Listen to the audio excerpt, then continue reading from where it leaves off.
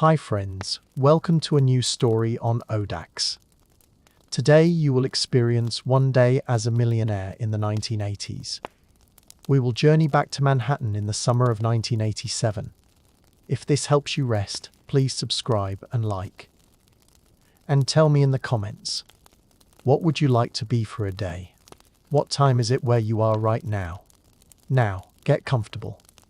Take a deep breath. Let it out slowly. Let go of your day. Close your eyes if you'd like. Let's begin. The first sound is always the garbage trucks. Even 40 stories above Fifth Avenue, their hydraulic groans penetrate your sleep, pulling you from dreams of ticker symbols and signed contracts. Your eyes open to darkness. Not true darkness. Never true darkness in Manhattan, but the deep blue-grey that passes for night in a city that refuses to sleep. The numbers on your Baum and Mercier alarm clock glow 5047 a.m. in soft gold light. 13 minutes before the alarm. Your body has learned to wake before it screams. You lie still for a moment, feeling the weight of Egyptian cotton sheets against your skin, the temperature-controlled air whispering from hidden vents. The ceiling above you is barely visible, but you know every inch of it. The subtle crown molding, the recessed lighting you had installed last year during the renovation that cost more than your parents' house in Cleveland. Everything in this penthouse cost more than your parents' house in Cleveland. Beside you, the bed stretches empty and wide. Lauren left 3 weeks ago, taking her designer luggage and her reproachful silences back to her father's estate in Connecticut. The divorce papers are somewhere in that stack your attorney keeps calling about. You should feel something about that. Regret, loss, relief. But right now, you feel only the familiar pulse beginning in your chest, the anticipation that floods your system every morning like a drug. The markets open in 3.5 hours. You swing your legs out of bed, feet finding the plush green carpet. The apartment is silent except for the whisper of climate control and the distant, ever-present hum of the city, a sound like blood moving through veins. You stand, naked, except for your Rolex Submariner. You sleep with it on, always. A habit from your first year on the street when you could barely afford it and walk to the windows. This is your favorite moment of every day. The glass stretches 15 feet high, an unbroken wall of expensive transparency looking east across Central Park. In the pre-dawn light, the park is a dark rectangle of trees surrounded by the glowing geometry of Manhattan. Thousands of windows lit in apartment buildings, office towers already humming with cleaning crews and early workers. Streetlights marking out the grid that makes this chaos navigable. Somewhere down there, yellow cabs are already hunting fares. Somewhere down there, the city is waking up hungry. You press your palm against the cool glass. From here, you can see the Metropolitan Museum of Art, where tonight you'll write a check for $50,000 and shake hands with people who inherited what you earned. You can see the East Side Towers, where other masters of the universe are waking in their own expensive boxes, checking their own expensive watches, feeling their own hearts accelerate at the thought of another day in the arena. This view cost you $3.2 million 18 months ago. The renovation cost another $800,000. Your decorator, a severe woman named Constance who wore only black and spoke about spatial energy, filled it with leather, chrome, glass, and art. You don't entirely understand, but that makes the right impression. Post-modern pieces that look like violence frozen in acrylic, an original Warhol in the dining room. Everything sharp angles and bold statements. Your reflection in the glass looks back at you. Broad shoulders from the trainer, stomach flat from careful discipline. Hair still thick at 34, though your barber has started warning you about the hairline. You look successful because you are successful. You look powerful because you have power. $8 million will do that for a body. The Wall Street Journal hits your door at exactly 6:00 a.m., like clockwork. You hear the soft thump, the whisper of paper sliding on marble. But first, you need to move. The home gym occupies what the previous owner used as a second bedroom. Mirrors on every wall, free weights organized by size, a Stairmaster that cost $4,000, and a Life Cycle stationary bike that cost $3,000. You pull on shorts and cross trainers, start the bike on a high-resistance program. As your legs begin to burn, you reach for the remote and click on the television mounted in the corner. Tom Brokaw's face fills the screen, replaced quickly by a montage of images. Reagan at a podium, Soviet soldiers in Red Square, a graph showing economic growth. You don't listen to the words. You're watching the scroll at the bottom, the overnight numbers from Tokyo, early indicators from London. The Nikkei closed up 2.3%. Sterling is strong against the dollar. The Dow closed yesterday at 2,510, another record, the 5th this month. Your legs pump steadily, sweat beginning to sheet down your chest. 30 minutes every morning without fail.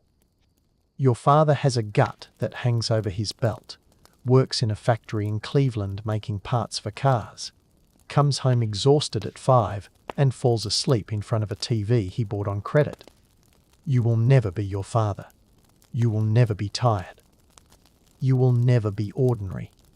At 6,035, you step into a shower with 6 jets and water pressure that could strip paint. The steam rises around you as you wash away the sweat with soap that costs $60 a bar and smells like cedar and leather. Your mind is already at the office, already running through the day's calendar, the morning meeting at 7:30, the Donaldson call at 9, the Merrill presentation at 11, lunch with the Goldman team, the afternoon session with your analysts going over the Apex acquisition numbers. Apex Industries, the deal that could make your year. $22 million in fees, if you can close it before the end of Q3. The old men who run Apex don't know their prey yet, don't understand that their company is worth more in pieces than whole, don't realize you've already lined up the financing and the buyers for each division. They think tomorrow's meeting is a courtesy call. You smile as you shave, a double-edged safety razor, the old-fashioned kind, because every morning ritual matters, every detail of presentation counts. The face in the mirror looks back, sharp and focused. You nick yourself slightly below the jaw, watch a thin line of blood appear, then disappear under the hot water. You barely feel it. The closet is larger than your first apartment on the Upper West Side, the one with the bathtub in the kitchen and the radiator that clanged all night. Now you stand among 50 suits, all custom-made, all perfect. Today requires power. It's Tuesday, a meeting day, a negotiation day. You select a charcoal brioni with subtle chalk stripes, a white shirt with French cuffs, and a Hermes tie in deep crimson that costs $300. The cufflinks are gold, understated, expensive. The shoes are John Lobb, so perfectly crafted they feel like gloves on your feet. You dress slowly, precisely, each element falling into place like armor for battle. The suit transforms you from a naked man in an expensive apartment into something more. A player, a closer, a master of the universe, as Tom Wolfe called it in that book. Everyone on the street is reading. You catch your reflection in the bedroom mirror and feel the familiar surge of satisfaction. You look like money. You look like power. You look like winning. The Wall Street Journal waits by the door, perfectly folded. You collect it and walk to the kitchen. All granite and stainless steel, barely used because you eat breakfast out every morning, and press the button on your Krups espresso machine. While it hisses and steams, you scan the front page. Deficit talks. Trade imbalance with Japan. A profile of Lee Iacocca. You flick to the market section. running your eyes over the columns of numbers like a priest reading scripture. The espresso is dark and bitter. You drink it standing at the counter, still reading, your mind processing information at high speed. Takeover rumors at 3 companies. Interest rate speculation. An analyst downgrading tech stocks. Every piece of information is potentially valuable, potentially profitable. Knowledge is the only currency that matters more than money. At 7002, you ride the private elevator down to the lobby, where Marcus, the daytime doorman, nods respectfully and says, "Good morning, Mr. Says. Castellano." You've told him to call you by your first name a dozen times, but he never does, and secretly you prefer it this way. You hand him 2 folded 20s, your weekly tribute to the man who guards your castle. Your car is waiting at the curb, a black Lincoln Town car with tinted windows, idling in the summer heat that's already building despite the early hour. Jimmy, your driver, holds the door open. He's been driving you for 8 months now, never asks questions, always knows when to talk and when to stay silent. That discernment is worth the 1,000 a week you pay him. "Morning, Jimmy." "Morning, sir." Office. 4 Seasons first. Breakfast meeting. The car pulls into traffic and you settle into the leather back seat, reaching for the car phone mounted between the seats. It's the size of a brick and costs $3,000 plus $150 a month in service fees, and it makes you more powerful than any king in history. You can make deals, move money, change lives from the back seat of a moving car. You dial from memory. 3 rings. Goldstein. "Danny, it's me." You see the journal piece on integrated systems. Reading it now. You thinking what I'm thinking. They're vulnerable. Management's asleep. I want our team to run numbers. Could be hostile. Could be profitable. Have Jenkins pull everything. Debt structure, shareholder list, comparable acquisitions. I want it on my desk by noon. Done. You still like Apex for Thursday? Love it. They're going to roll over like puppies. Danny laughs, a sharp bark. Puppies with 22 million in fees attached. Exactly. See you at the office. You hang up, feeling the familiar electricity in your veins. This is what you live for. The hunt, the chase, the moment when you see an opportunity that others miss and you move faster, think sharper, want it more. The city slides past your tinted windows. Early joggers in Central Park. Hot dog vendors setting up carts. Businessmen in suits clutching briefcases. Secretaries in sneakers carrying their heels for later. All of them playing the game. Most of them losing. The car glides to a stop on East 52nd Street, and you step out into the heat already radiating from the pavement. The 4 Seasons restaurant rises before you, all modern elegance and moneyed discretion. The breakfast crowd here is different from lunch, more serious, less social, people making deals before the day truly begins. This is where the real business of America happens. Not in factories or stores or even in boardrooms, but here, over eggs. Benedict and Bloody Marys, in quiet conversations between men who move millions with a handshake. You check your Rolex as you walk through the doors. 7:18 a.m. The markets open in 2 hours and 12 minutes. Your day has begun. The grill room glows with subdued morning light filtering through the bronze chain curtains that make the 4 Seasons famous. You move through the space like you own it, because, in a way, you do. You and the 100 other men who breakfast here own this city, this moment, this decade.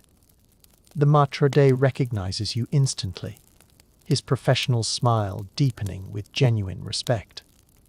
"Mr. Castellano, your guest has arrived. Your usual table. Your usual table." The phrase settles over you like a perfectly tailored jacket. 3 years ago, you didn't have a usual table anywhere except the deli near your 5th floor walk-up. Now you have usual tables at a dozen restaurants where the average check could feed a family for a week. Robert Kincaid sits at a corner banquet, already halfway through his grapefruit, already reading the journal, already looking impatient. He's 53, silver-haired, managing director at Lehman Brothers, and he has something you need. A client list that reads like a Fortune 500 directory and a reputation that opens doors you're still learning to knock on. Robert. You slide into the seat across from him, noting the Patek Philippe on his wrist, the custom shirt with his initials on the cuff, the way his suit drapes with the ease of old money. He has what you're chasing, not just wealth, but the patina of establishment, the casual authority that comes from never having been hungry. You're late, he says, not looking up from the paper. I'm 3 minutes early. By my watch, that's late. He folds the journal with precise movements, finally meeting your eyes. His are grey and sharp, the eyes of a man who has seen 1,000 pitches and funded 10. I have 20 minutes. Impress me. The waiter appears silent, efficient, invisible in the way great service always is. You order eggs scrambled soft, whole wheat toast, coffee black. Kincaid is already sipping his second espresso, a tiny cup dwarfed by his thick fingers.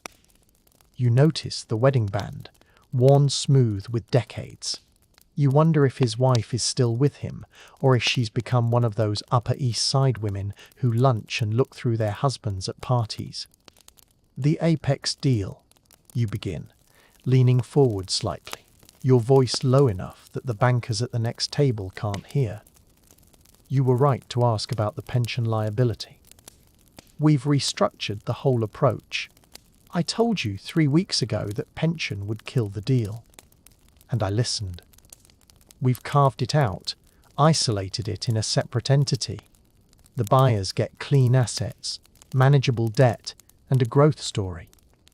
We've already got Continental interested in the manufacturing division, and Blackstone's looking at the distribution network. Kincaid's expression doesn't change, but you see something flicker in his eyes. Interest. Maybe respect. He picks up his fork, takes a precise bite of grapefruit, makes you wait. The founders won't go for it. That company's been in the Whitmore family for 40 years. The founders are 70 and 68 years old. They have 3 children between them, none in the business. They're watching their market share erode while their competitors modernize. We're not selling them death. We're selling them liberation. And a check for $80 million. $80 million, split 4 ways after taxes, is $20 million each. Old men don't need $20 million. They need legacy. Old men need to not watch everything they built become irrelevant. We're offering them a chance to exit at the top, preserve their reputation, and set up their grandchildren for generations. You know what they need better than I do. Introduce us. Give us 3 hours with them. If they're not interested, we walk away. Your eggs arrive, steam rising from the plate. You ignore them, keeping your eyes on Kincaid. This is the moment, the ask, the pivot, the place where deals are made or die. He's testing you, measuring your hunger, your intelligence, your willingness to subordinate yourself to his authority. You've learned to read these moments like a cardiologist reads an EKG. You're hungry, he says finally. I like that. But hungry can be reckless. How much is your firm putting up front? $3 million in due diligence, $5 million in bridge financing if we need to sweeten the initial offer. We're committed. That's a lot of money to bet on a maybe. It's not a maybe. I've seen the books. I know the buyers. I understand what this company is worth in pieces versus whole. This is a $40 million payday for us, minimum. Your firm gets $15 million just for the introduction and your blessing. Kincaid smiles, a thin movement of lips that doesn't reach his eyes. You've calculated my fee already. Confident. Prepared. He takes another bite of grapefruit, letting silence stretch between you. The restaurant hums with low conversations, the clink of silver on china, the rustle of newspapers and financial reports. Somewhere a phone rings, one of the few in the restaurant, reserved for emergencies and very important calls. A waiter glides past carrying champagne and orange juice for a celebration breakfast at the next table. Someone just made a fortune. Someone else just lost one. The Whitmore's summer in Martha's Vineyard, Kincaid says finally. They have a house in Edgartown, been in the family since 1947. I'm going up this weekend for the Johnsons' annual clam bake. You know the Johnsons. I know of them. They're old friends of the Whitmores. Very old friends. The kind who trust each other's judgment about character. He pauses, watching you carefully. There might be an opportunity for you to meet them. Casually. Socially. If you were to be invited. Your heart accelerates, but you keep your face neutral. This is more than you hoped for. A social introduction. A chance to meet them as a person rather than a predator. To build trust before you show them the numbers. I'd be honored to receive an invitation. Do you sail? I've been learning. A lie. You've been on a sailboat twice, both times nearly throwing up from the motion. Good. The Whitmores are sailors. Old school, wooden boats, brass fittings, the whole romantic nonsense. You'll want to know a jib from a spinnaker before you meet them. And for God's sake, don't wear those suspenders everyone started wearing. The Whitmores think suspenders are for bankers and clowns. Understood. And bring someone. A woman. Not one of those young things I see you with at the club. Someone with class. Someone who can talk about gardens and charity boards without looking bored. You still married? Separated. That's unfortunate. The Whitmores are traditional. But maybe that woman I saw you with at the Frick benefit. The brunette. The one who actually seemed to know something about art. Catherine Ashford. Yes. She seemed appropriate. Is she available? You think of Catherine Smith graduate, art history degree, family money that makes yours look like pocket change, legs that go on forever. You've been seeing her casually for 2 months, careful not to let it become serious, careful not to let her think you're serious about anything except your career. I'll ask her. Don't ask. Tell her it's important. Women like her understand social strategy. She'll go. Kincaid drains his espresso and dabs his lips with the linen napkin. I'll have my secretary call you with the details. It's black tie for dinner, casual for sailing during the day. And Castellano. Yes? Don't fuck this up. The Whitmores are the kind of clients who could define your career. They're also the kind who could end it if you embarrass me. He stands, drops $300 on the table, enough to cover both breakfasts and tip the waiter for a week, and walks out without looking back. You sit alone at the table, your eggs cooling, your coffee untouched, your mind already racing ahead to Martha's Vineyard, to sailboats and clam bakes, to finding a way to separate 2 old men from their life's work while making them thank you for it. You check your Rolex, 7:52 a.m. The office is expecting you at 8:30 for the morning meeting. The market's open in 37 minutes. You still have time to eat, to return 3 phone calls, to stop by the gym for a quick steam to sweat out the nervousness that's building in your chest. You signal the waiter for the check, but he shakes his head. Mister. Kincaid took care of it, sir. Of course he did. That's the game you asked for the meeting. He pays for breakfast, and now you owe him. Not money, but something more valuable. Loyalty, discretion, the understanding that you're his protege, and he can call in this favor whenever he chooses. Everything is leverage. Everything is debt. You leave a $50 bill on the table anyway. You can't afford to look cheap. Not here, not with these people, and walk out into the Manhattan morning. The heat is building. That thick August humidity that makes the city feel like it's wrapped in wet wool. Your driver is waiting, and you slide into the back seat, already reaching for the car phone. Catherine Ashford, please. Yes, I'll hold. Through the tinted windows, you watch the city scroll past. Women in power suits with bow ties and shoulder pads that make them look like linebackers, men with slicked back hair and designer sunglasses, everyone moving fast. Everyone hungry, everyone chasing the same dragon you are. The phone clicks. Catherine? It's me. I need a favour. The car merges into traffic, carrying you toward the office, toward the trading floor, toward another day of making and losing fortunes. The sun climbs higher over Manhattan, burning away the last traces of morning cool, and somewhere in the city, 8 million people are waking up to chase their dreams. Yours are already well underway. The elevator opens on the 43rd floor at exactly 8:27 a.m., and the sound hits you like a physical wave, voices shouting over voices, phones ringing in cascading overlaps, the electronic chirp and beep of computer terminals, the steady clatter of keyboards like distant machine gun fire. This is where the magic happens, where fortunes are made between heartbeats, where the raw chaos of capitalism is transformed into pure mathematics and pure profit. Pierce and Associates occupies the entire floor, 15,000 square feet of open trading floor surrounded by glass offices for the senior partners, conference rooms with views that cost more per square foot than most people's houses, and enough technology to run a small country. The walls are decorated with market quotes on electronic tickers, motivational posters about winning, and framed deals from years past. Tombstones, they're called in the business. Little plaques commemorating financial victories.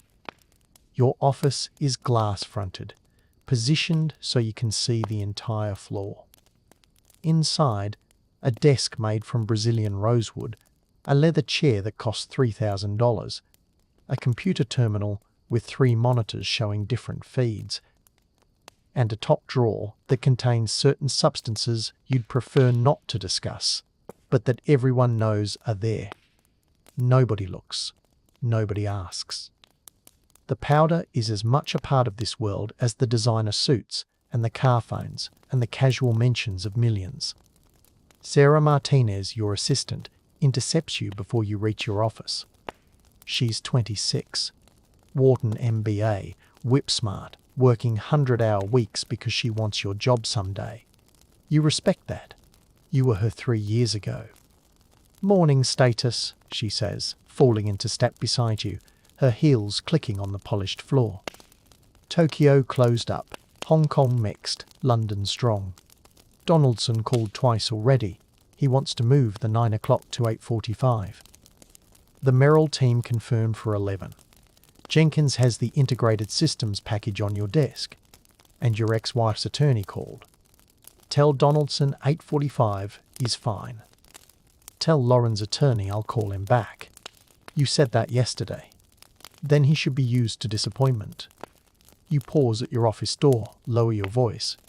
The Apex meeting Thursday. I need everything perfect. Full presentation, bound copies, the works. And I need you to pull everything you can find on Martha's Vineyard. Restaurants, hotels, sailing culture. I need to look like I'd been summering there my whole life. She raises one perfectly sculpted eyebrow. Summering? Since when do you summer? Since Robert Kincaid decided to sponsor me into the Whitmore Circle. Get me a book on sailing terminology, and find out where I can take lessons this weekend without looking like a tourist. On it. She hands you a stack of pink message slips. Also, your mother called. She said it's important. Your mother. You haven't spoken to her in 3 weeks, haven't seen her in 6 months, haven't been back to Cleveland in over a year. Every time you talk, she asks when you're coming home, tells you about Cousin Jimmy's new job at the plant, mentions that the neighbors ask about you. Every time, you promise to visit soon, knowing you won't, knowing you've outgrown that world as completely as a snake sheds its skin. I'll call her later. You said that yesterday too. You fix her with a look, not angry, just a reminder of hierarchy. She meets your eyes for one moment longer than appropriate, then nods and walks away. You watch her go, wondering if she'll make it, if she has the capacity for the necessary ruthlessness. Intelligence isn't enough here. You need to be willing to sacrifice everything: relationships, ethics, sleep, health, humanity itself, on the altar of success. Inside your office, you close the door and take your first full breath since leaving the apartment.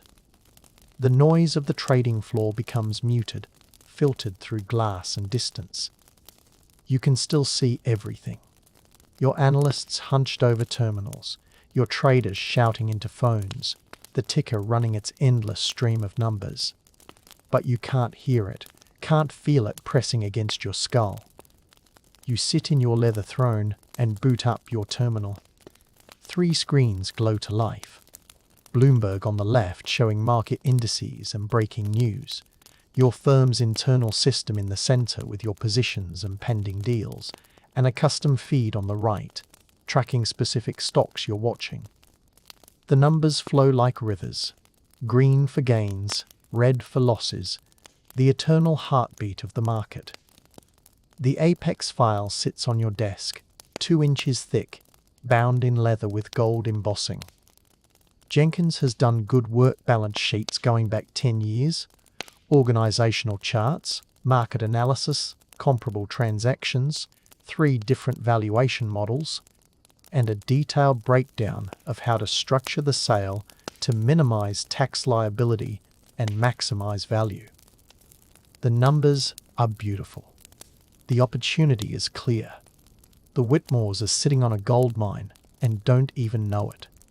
Your phone buzzes the internal line. Yeah. Donaldson's on too. You punch the button. Frank, talk to me. Frank Donaldson's voice comes through sharp and caffeinated. He's head of M&A at Merrill Lynch, a legend in the business, a man who's closed more deals than you've pitched. If he's calling this early, it's important. The integrated systems play. You're not the only one circling. Your stomach tightens. Who? Goldman has a team running numbers. KKR is sniffing around. And I heard Drexel might be putting together a junk bond package. Drexel. Michael Milken and his junk bond empire. The man can raise $1 billion with 3 phone calls, can finance hostile takeovers that traditional banks won't touch. If Drexel gets involved, this becomes a bidding war you might not win. How solid is your intel? Solid enough that I'm calling you at 8 in the morning. You want in on this, you need to move fast. I'm talking days, not weeks. What do you need? Letter of intent by Friday. 5 million earnest money. And you need to convince me your financing is real. Because if this goes hostile, we're talking 300 million minimum. 300 million. Your mouth goes dry. That's beyond your firm's capacity, which means bringing in partners, which means splitting the fees, which means I can get the financing. From who? Your firm doesn't have that kind of balance sheet. I have relationships. I can syndicate it. Relationships. Donaldson laughs, but there's no humor in it. Kid, you've been on the street for what, 8 years? These relationships take decades to build. Goldman's been around since 1869. They have relationships that include the Secretary of the Treasury. And they're slow. By the time they get through their committee process, I'll already have a signed term sheet. Silence on the line. You can almost hear him thinking, weighing risk against reward, tradition against opportunity. The old guard versus the new. The establishment versus the hungry. Kids willing to work harder, move faster, bet bigger. Get me that LOI by Friday close of business. If it's not on my desk by 5 p.m., I'm taking Goldman's call. You'll have it Thursday. Thursday, Friday, same thing. Just don't fuck it up. He hangs up without goodbye. Nobody says goodbye in this business. Time is money, and pleasantries are expensive. You sit back in your chair, your mind already racing through the calculations. 300 million. You'd need to bring in at least 2 other firms, probably 3. You'd need bridge financing from somewhere. You'd need to convince your partners that this risk is worth taking. You'd need to work 20-hour days for the next week, drinking coffee and doing whatever it takes just to stay conscious. And you'll do it. Of course you'll do it. Because this is what separates winners from losers. The willingness to reach for opportunities that terrify ordinary people. To bet everything on your own judgment. To believe that you're smarter and hungrier and more ruthless than everyone else in the hunt. Your intercom buzzes. Morning meeting in 5 minutes. You stand, straighten your tie, check your reflection in the glass wall. You look tired already, and the day has barely started. But you also look dangerous, focused, alive in a way that desk jockeys and middle managers will never understand. You're playing the biggest game in the world, and you're playing to win. The conference room is already full when you walk in. 15 people around a long table, coffee cups and notepads scattered like debris, the energy high and aggressive. These are your people. Analysts fresh from business school, who work 100-hour weeks for $60,000 a year, and a chance at glory. Junior partners who've made their first million, and want 10 more. Senior guys who've seen every deal and lost the capacity for surprise. Malcolm Pierce sits at the head of the table, 60 years old, founding partner, a man who started this firm 30 years ago with 1 desk and a rotary phone, and built it into a machine that does $2 billion in annual deal volume. He looks at you with the expression of a father who isn't sure if he should be proud or worried. Castellano, kind of you to join us. Stopped for intelligence. Integrated Systems is in play. Goldman and KKR are both circling. Drexel might finance a hostile. The room goes still. Everyone knows what this means. A potential feeding frenzy, multiple bidders driving up the price, the kind of deal that makes or breaks careers. How solid? Malcolm asks. Donaldson called me direct. He wants an LOI by Friday. Can we finance it? Not alone. We'd need to syndicate, maybe bring in Lazard and Bear Stearns, split it 3 ways. But the fees would still be massive. 40 million if we're lucky. 60 if we structure it right. Someone whistles low. 40 million in fees would make this the biggest deal the firm has ever done. It would put you on the map, establish you as a player, open doors that are currently locked. Malcolm leans back in his chair, fingers steepled, eyes calculating. That's a lot of money to bet on a maybe. The fundamentals are solid. The company's undervalued by at least 40%. Management is weak. The board is conflicted. It's perfect. Perfect is when the check clears. Everything else is just optimism. He looks around the table. Thoughts. The debate begins. Risk versus reward. Timing versus competition. The mathematics of leverage and return. You watch the faces, reading the room, knowing that Malcolm is testing you, seeing if you can defend your position, if you have the conviction to bet your career on your analysis. After 20 minutes, he raises his hand for silence. Jenkins, your lead analyst. I want a full package by tomorrow night. Financial models, market analysis, risk assessment, the works. Castellano, you work with Lazard and Bear, see if they'll co-invest. Don't promise anything I'm not willing to deliver. Sarah, coordinate with legal on the LOI. If we're doing this, we're doing it right. He stands, signaling the meeting is over. Everyone files out, already pulling out phones, already starting to work. Malcolm catches your arm as you pass. Don't make me regret this. I won't. You're betting your career on this deal. You understand that? Yes. And you're okay with that? You meet his eyes. I'm counting on it. He studies your face for a long moment, then nods slowly. You remind me of myself 30 years ago. That's not entirely a compliment. He walks out, leaving you alone in the conference room. Through the glass walls, you can see the trading floor, the chaos, the energy, the pure capitalist poetry of it all. Somewhere in that noise, fortunes are being made. Somewhere, they're being lost. The trick is being on the right side of that equation. Somewhere in that chaos, a phone rings. Somewhere, a deal is closing. Somewhere just became a millionaire. Somewhere else, someone just lost everything. The opening bell rings, that distant electronic tone that signals the start of trading. You feel it in your chest like a starting gun. The Dow opens at 2,047, up 37 points from yesterday's close. The Nasdaq is climbing. Bond yields are stable. The machine is humming. You walk back to your office, past the traders already screaming into phones, past the analysts staring at screens with the intensity of pilots landing planes, past Sarah, who's already on 3 different calls, coordinating the chaos you've just created.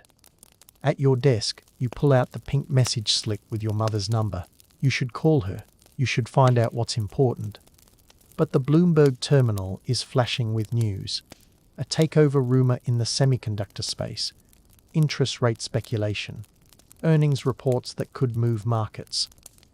You put the message slip in your drawer, under the Apex file, under the integrated systems package, under all the other things that matter more right now than whatever your mother needs to tell you. The market doesn't wait for family obligations. You check your Rolex, 9,017 a.m. The day is just beginning. The boardroom at 399 Park Avenue is designed to intimidate. 30 feet of polished mahogany table, leather chairs that cost more than cars, floor-to-ceiling windows offering a view of Manhattan that makes you feel like a god surveying your kingdom. Original Picassos on the walls. A Calder mobile hanging in the corner, its delicate shapes turning slowly in the climate-controlled air. Everything in this room says power, permanence, the weight of old money and older institutions. You've been in this room a dozen times, and it never gets less impressive. Today's meeting is with the partners from Lazard Frères, the white shoe investment bank that traces its lineage back to 1848, that advised on the Louisiana Purchase, that has the kind of pedigree you can't buy no matter how much money you make. You're here to convince them to join your integrated systems play, to put up $100 million in financing, to bet on your judgment. 3 men wait at the table. Harold Wexler, Senior Managing Director, 70 years old, looks like he was born in a 3-piece suit. David Chen, 45, Vice President, Princeton and Harvard Business School, the son of immigrants who made it all the way to the top. And James Rothschild III, 38, whose name alone is worth more than your entire net worth. Gentlemen, you set your briefcase on the table with practiced precision, neither too casual nor too formal. Thank you for taking the time. Your reputation precedes you, Mr. Castellano, Wexler says, his voice carrying the patrician accent of old Connecticut money. Malcolm Pierce speaks highly of your capabilities. Though I must admit, when he mentioned your age, I assumed he was exaggerating. I'm older than I look. You'd have to be. He gestures to the chair across from him. Please sit. Convince us why Lazard should involve itself in what appears to be a hostile takeover of a reasonably well-run manufacturing concern. You open your briefcase, pull out 3 leather-bound presentations, slide them across the table. With respect, sir, integrated systems is not reasonably well run. It's profoundly mismanaged. And that mismanagement represents a $300 million opportunity. For the next 45 minutes, you walk them through the analysis. The company's declining market share, the bloated overhead, the outdated manufacturing processes, the board composition that favors continuity over innovation.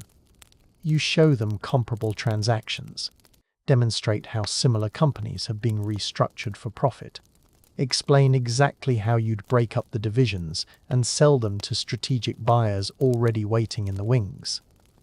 You speak in their language: ROI, IRR, EBITDA multiples, accretion dilution analysis.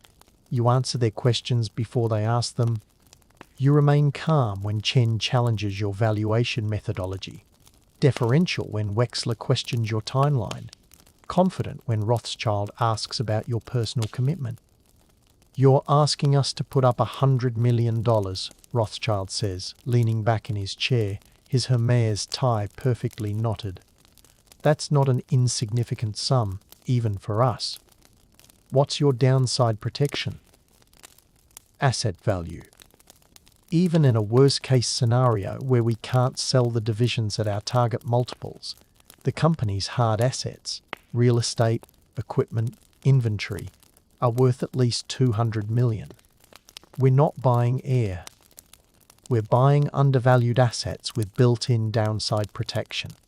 And if the management team fights back, if they find a white knight, then we've done our job. We've forced them to realize the company's true value. If someone outbids us, we either make money on our stock position or we walk away having spent $2 million on due diligence. That's the cost of playing at this level." Wexler removes his reading glasses, polishes them with a silk cloth pulled from his pocket. It's a gesture you've seen before. Old money's way of creating suspense, of reminding you that they don't need this deal, that they're doing you a favor by even considering it. "Malcolm mentioned you're also working on the Apex transaction." "Yes, sir. Different timeline, different structure. No conflict. 2 major deals simultaneously. Ambitious. Necessary. The market doesn't wait for perfect timing. No, it certainly doesn't." He replaces his glasses, looks at you with eyes that have seen 1,000 young men with something to prove. "What drives you, Mr. Castellano? And please don't tell me it's the money.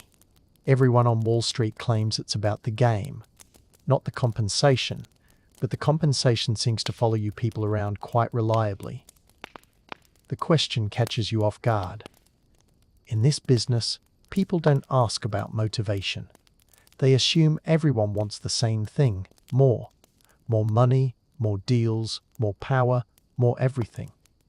But Wexler is from a different generation, one that still pretends that money is vulgar to discuss, that gentlemen bankers are in it for the intellectual challenge. You decide on honesty. Partial honesty, anyway.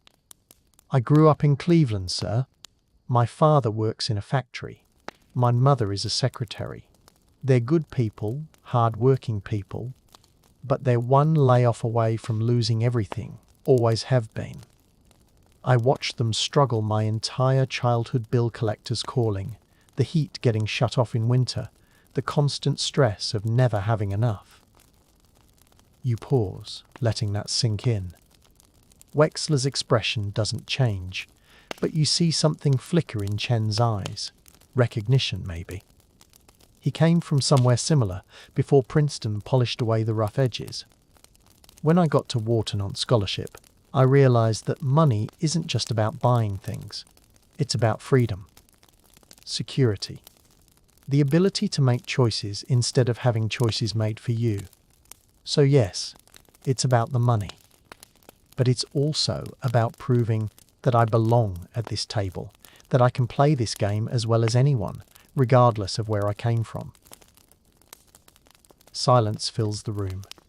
You've either just made a terrible mistake or the best move of the meeting. You watch their faces. Wexler inscrutable, Chen thoughtful, Rothschild examining you like you're a painting he's considering buying. Wexler exchanges glances with his colleagues, some silent communication passing between them. Finally, he nods. Lazard will commit 50 million to the deal, contingent on satisfactory due diligence and board approval. We'll want co-lead status on the prospectus, representation in all negotiations, and 40% of the advisory fees. 40%. You've been hoping for 30, expecting 35. But you can't show disappointment, can't negotiate now when you've just won the biggest victory of your career. Agreed. I'll have our legal team draft the participation agreement. One more thing, Mr. Castellano. Wexler stands, extending his hand across the mahogany expanse. Welcome to the big leagues. Try not to fuck it up. The vulgarity from this dignified old man surprises a genuine laugh out of you. You shake his hand, his grip is still strong despite his age, and feel something shift inside your chest. This is real now. This is happening. You're about to attempt a $300 million hostile takeover with some of the most prestigious names in finance backing you. You're either about to make partner or destroy your career. There's no middle ground. Back in the elevator, descending through 43 floors of steel and glass and ambition, you let yourself feel it. The triumph, the terror, the pure adrenaline rush of betting everything on your own judgment. Your reflection in the polished brass doors shows a man in a perfect suit with a perfect haircut and perfectly concealed panic behind his eyes. The car phone rings before you've gone 2 blocks. Castellano. It's Catherine. About Martha's Vineyard. Her voice is smoke and honey, the product of Miss Porter's school and Smith College, and a childhood spent in the kind of houses that appear in Architectural Digest. You've been seeing her for 2 months. Dinners at Lutece, opera at the Met, weekends in the Hamptons where her family keeps a cottage with 12 bedrooms. She's beautiful, intelligent, connected, and completely aware that you're using each other. Tell me you're free this weekend. Darling, I'm never free, but I am available for the right occasion.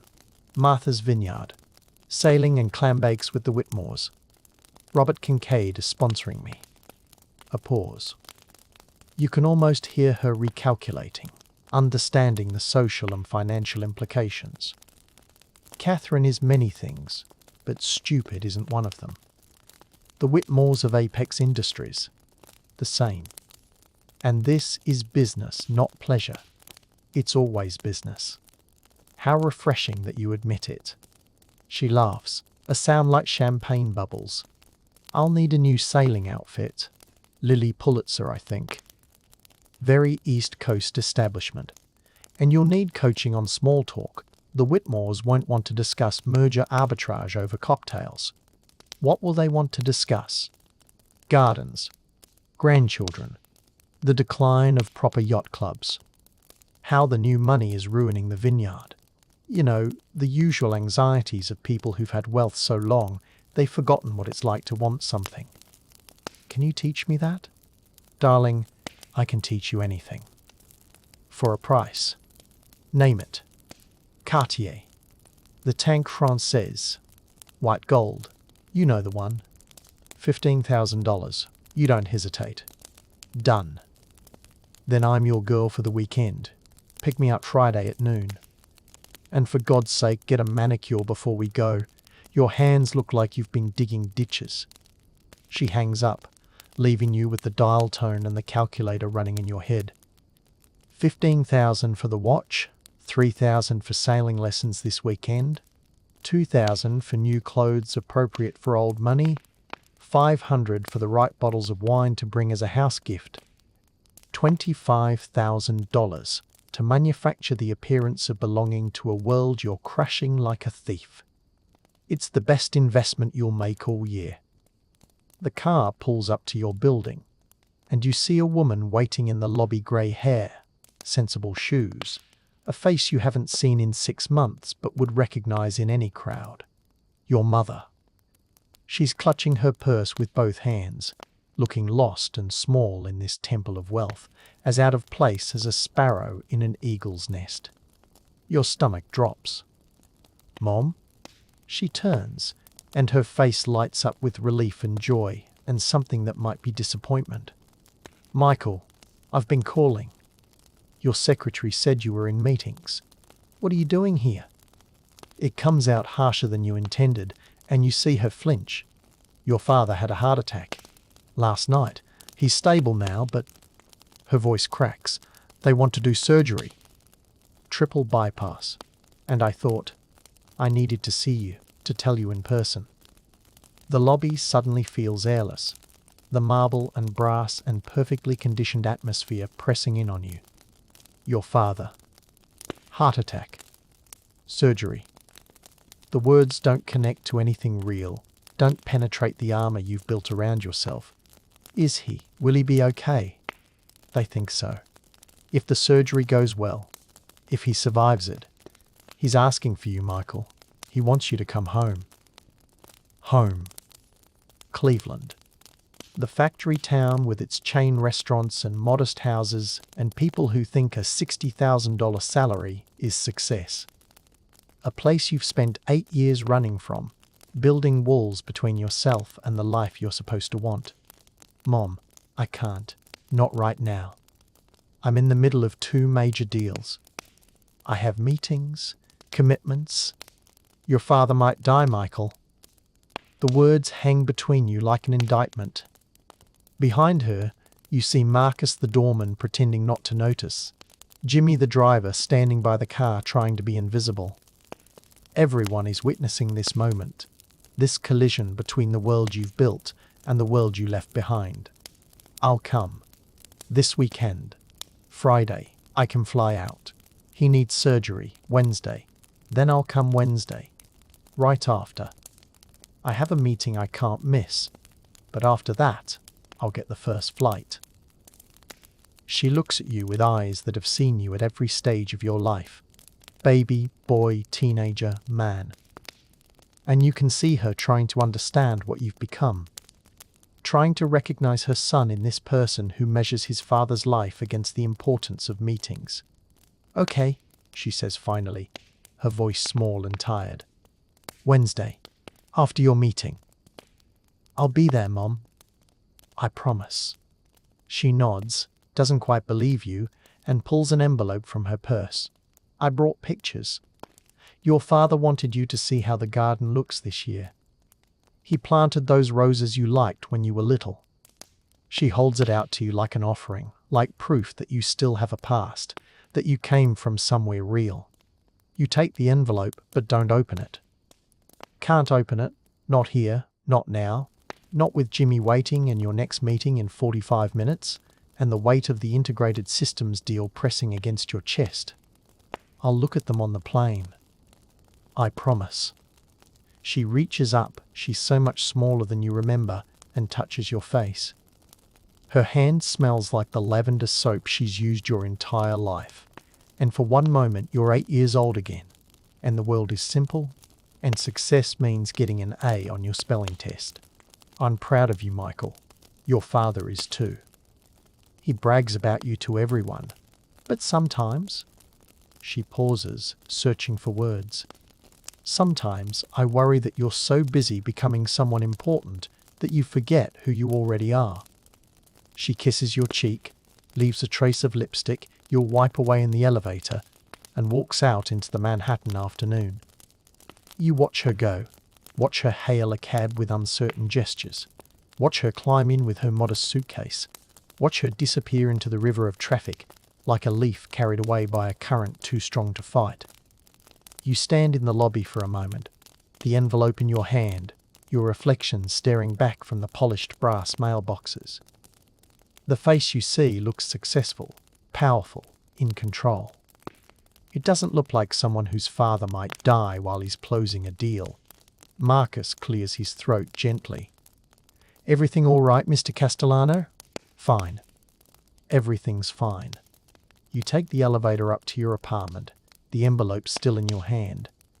Inside, you pour yourself 3 fingers of Macallan, $18.60 an ounce, the kind of scotch your father has never tasted and never will. and sit at your window overlooking Central Park. The envelope sits on your desk, unopened. Inside are pictures of a garden in Cleveland, roses your father planted, a life that seems as distant as the moon. You should open it. You should call the hospital. You should book a flight for tomorrow morning and forget about the deals and the meetings and the carefully constructed life you've built. Instead, you pick up the phone and call Jenkins. The integrated systems package. I need it perfect. Tomorrow morning, first thing. And get me everything you can find on cardiac surgeons in Cleveland. The best ones. I don't care what it costs. You can buy your father the best care money can buy. You can throw money at the problem until it goes away. That's what money is for, after all. Solving problems, creating distance, building walls between yourself and everything that hurts. You drain the scotch, feel it burn down your throat, and look out at the city sprawling below. Somewhere down there, 8 million people are living their lives, making their choices, building their futures. You've made yours. You've chosen this path, this life, this version of yourself that measures everything in dollars and deals and the relentless pursuit of more. The envelope stays on your desk unopened. The garden in Cleveland will bloom whether you see it or not. You check your Rolex, 12,047 p.m. The afternoon stretches ahead, full of meetings and calls and opportunities to prove that you made the right choice, that success is worth whatever it costs, that becoming someone important matters more than remembering who you were. The 21 Club sits on West 52nd Street like a monument to a more civilized age, when power lunches lasted 3 hours and nobody apologized for drinking at noon. You walk through the iron gate, past the lawn jockeys that line the entrance, relics of a racist past that nobody discusses but everyone sees, and into the cool, dark interior where the city's elite have been making deals since Prohibition. The ceiling is covered with toys, miniature cars, planes, trucks hanging from wires, like a child's fantasy brought to life by unlimited wealth. Every CEO in America has eaten here. Every president since FDR has held court in these booths. The walls are lined with photographs of the famous and powerful, all of them looking slightly drunk and entirely satisfied with themselves.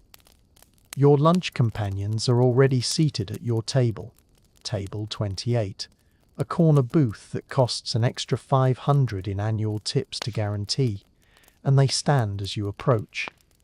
Mitchell Garber from Bear Stearns, 52, thinning hair compensated by a watch that costs more than most people's cars. Rick Paulson from your firm, 39, your mentor when you first arrived on the street, now your peer and occasional competitor. And David Chen from Lazard, following up on this morning's meeting with the kind of due diligence that separates smart money from stupid money. Gentlemen, you slide into the booth, accept a menu you don't need. You always order the same thing here, the 21 burger, because it's iconic, and because in a place this expensive, ordering a hamburger is a power move. Thank you for making time. Time is money, Garber says, signaling the waiter for another round. So let's not waste either. You've got Lazard on board for 50 million. We're considering another 50. That leaves you short by what, 50 million? 45. Pierce and Associates is putting up 30. Plus the 20 in earnest money and bridge financing. That's a lot of your firm's capital in one deal. It's a lot of everyone's capital in one deal. That's why it's going to work. We're all committed. Nobody's playing around. The waiter arrives with drinks, Beefeater martinis for Garber and Paulson, Perrier for Chen. You notice this? File it away. Chen doesn't drink at lunch, which means he's sharper than the others in the afternoon. Which means you need to be careful about what you say later in the meal. And a Kettle One martini for you, 3 olives, so cold it hurts your teeth. Tell me about the Whitmore situation, Garber says, leaning back in the leather booth, loosening his Hermes tie. Word is you're getting close to the family. News travels fast in this world. Your breakfast with Kincaid was 6 hours ago, and already it's making the rounds. Everything is intelligence. Everything is leverage. Robert Kincaid is facilitating an introduction, social setting, Martha's Vineyard this weekend. No business will be discussed. No business will be discussed, Paulson repeats, smiling into his martini. Jesus, Michael, you're turning into one of them. No business will be discussed. Like you're going to talk about the weather and yacht clubs and not mention that you're planning to dismember their company. That's exactly what I'm going to do. The Whitmores are old school relationship first, business second. You can't walk in with spreadsheets and expect them to thank you for destroying their legacy. But you are destroying their legacy. Chen's voice is quiet, precise. The tone of someone who sees the moral complications but proceeds anyway because the math is too compelling to ignore. I'm preserving their legacy. Their company is dying, market share down 12% in 3 years. Debt load growing, competitors eating their lunch. In 5 years, Apex will be worth half what it's worth today, maybe worthless. I'm offering them a chance to exit at the top, to get paid what they deserve, to preserve what they built before it all falls apart. That's a hell of a sales pitch. You believe it? You take a long sip of your martini, feel the vodka cold and clean in your chest, and consider the question. Do you believe it? Does it matter? The math is real. The company is genuinely undervalued, genuinely mismanaged, genuinely better off in pieces than whole. The fact that you'll make $40 million from this truth doesn't make it less true. I believe that capital should flow to its most efficient use. The Whitmores are 70 years old, running a company that requires 20 more years of aggressive investment to survive. They don't have 20 years. But they do have assets worth $300 million that are currently valued at $200 million. That's the inefficiency I'm correcting. Inefficiency. Garber laughs, drains his martini, signals for another. Christ, listen to us. We sound like economists. We're not correcting inefficiency. We're extracting value. We're vultures picking at a carcass. Let's at least be honest about what we do. Vultures serve an important ecological function, you say. They clean up the dead before it poisons the living. Jesus, Michael, you're going to make me cry into my burger. Paulson raises his glass. To vultures. May we always find fresh meat. You all drink to that, and the waiter arrives with food. Your 21 burger, medium rare, the way your cardiologist has told you not to eat it. Chilean sea bass for Chen, steak frites for Paulson, and Dover sole for Garber. Because at his age he has to pretend he cares about cholesterol. The conversation shifts to gossip. Who's getting fired at Goldman? Who's sleeping with whose secretary? Which managing director got caught with cocaine at a client dinner? This is the real currency of Wall Street: information, secrets, the knowledge of who's vulnerable and who's ascendant. You listen more than you talk, storing it all away like a squirrel preparing for winter. Heard about your father, Paulson says quietly, cutting into his steak. Sorry to hear it. Heart attack, right? You freeze, the burger halfway to your mouth. How does he know? You only found out 2 hours ago.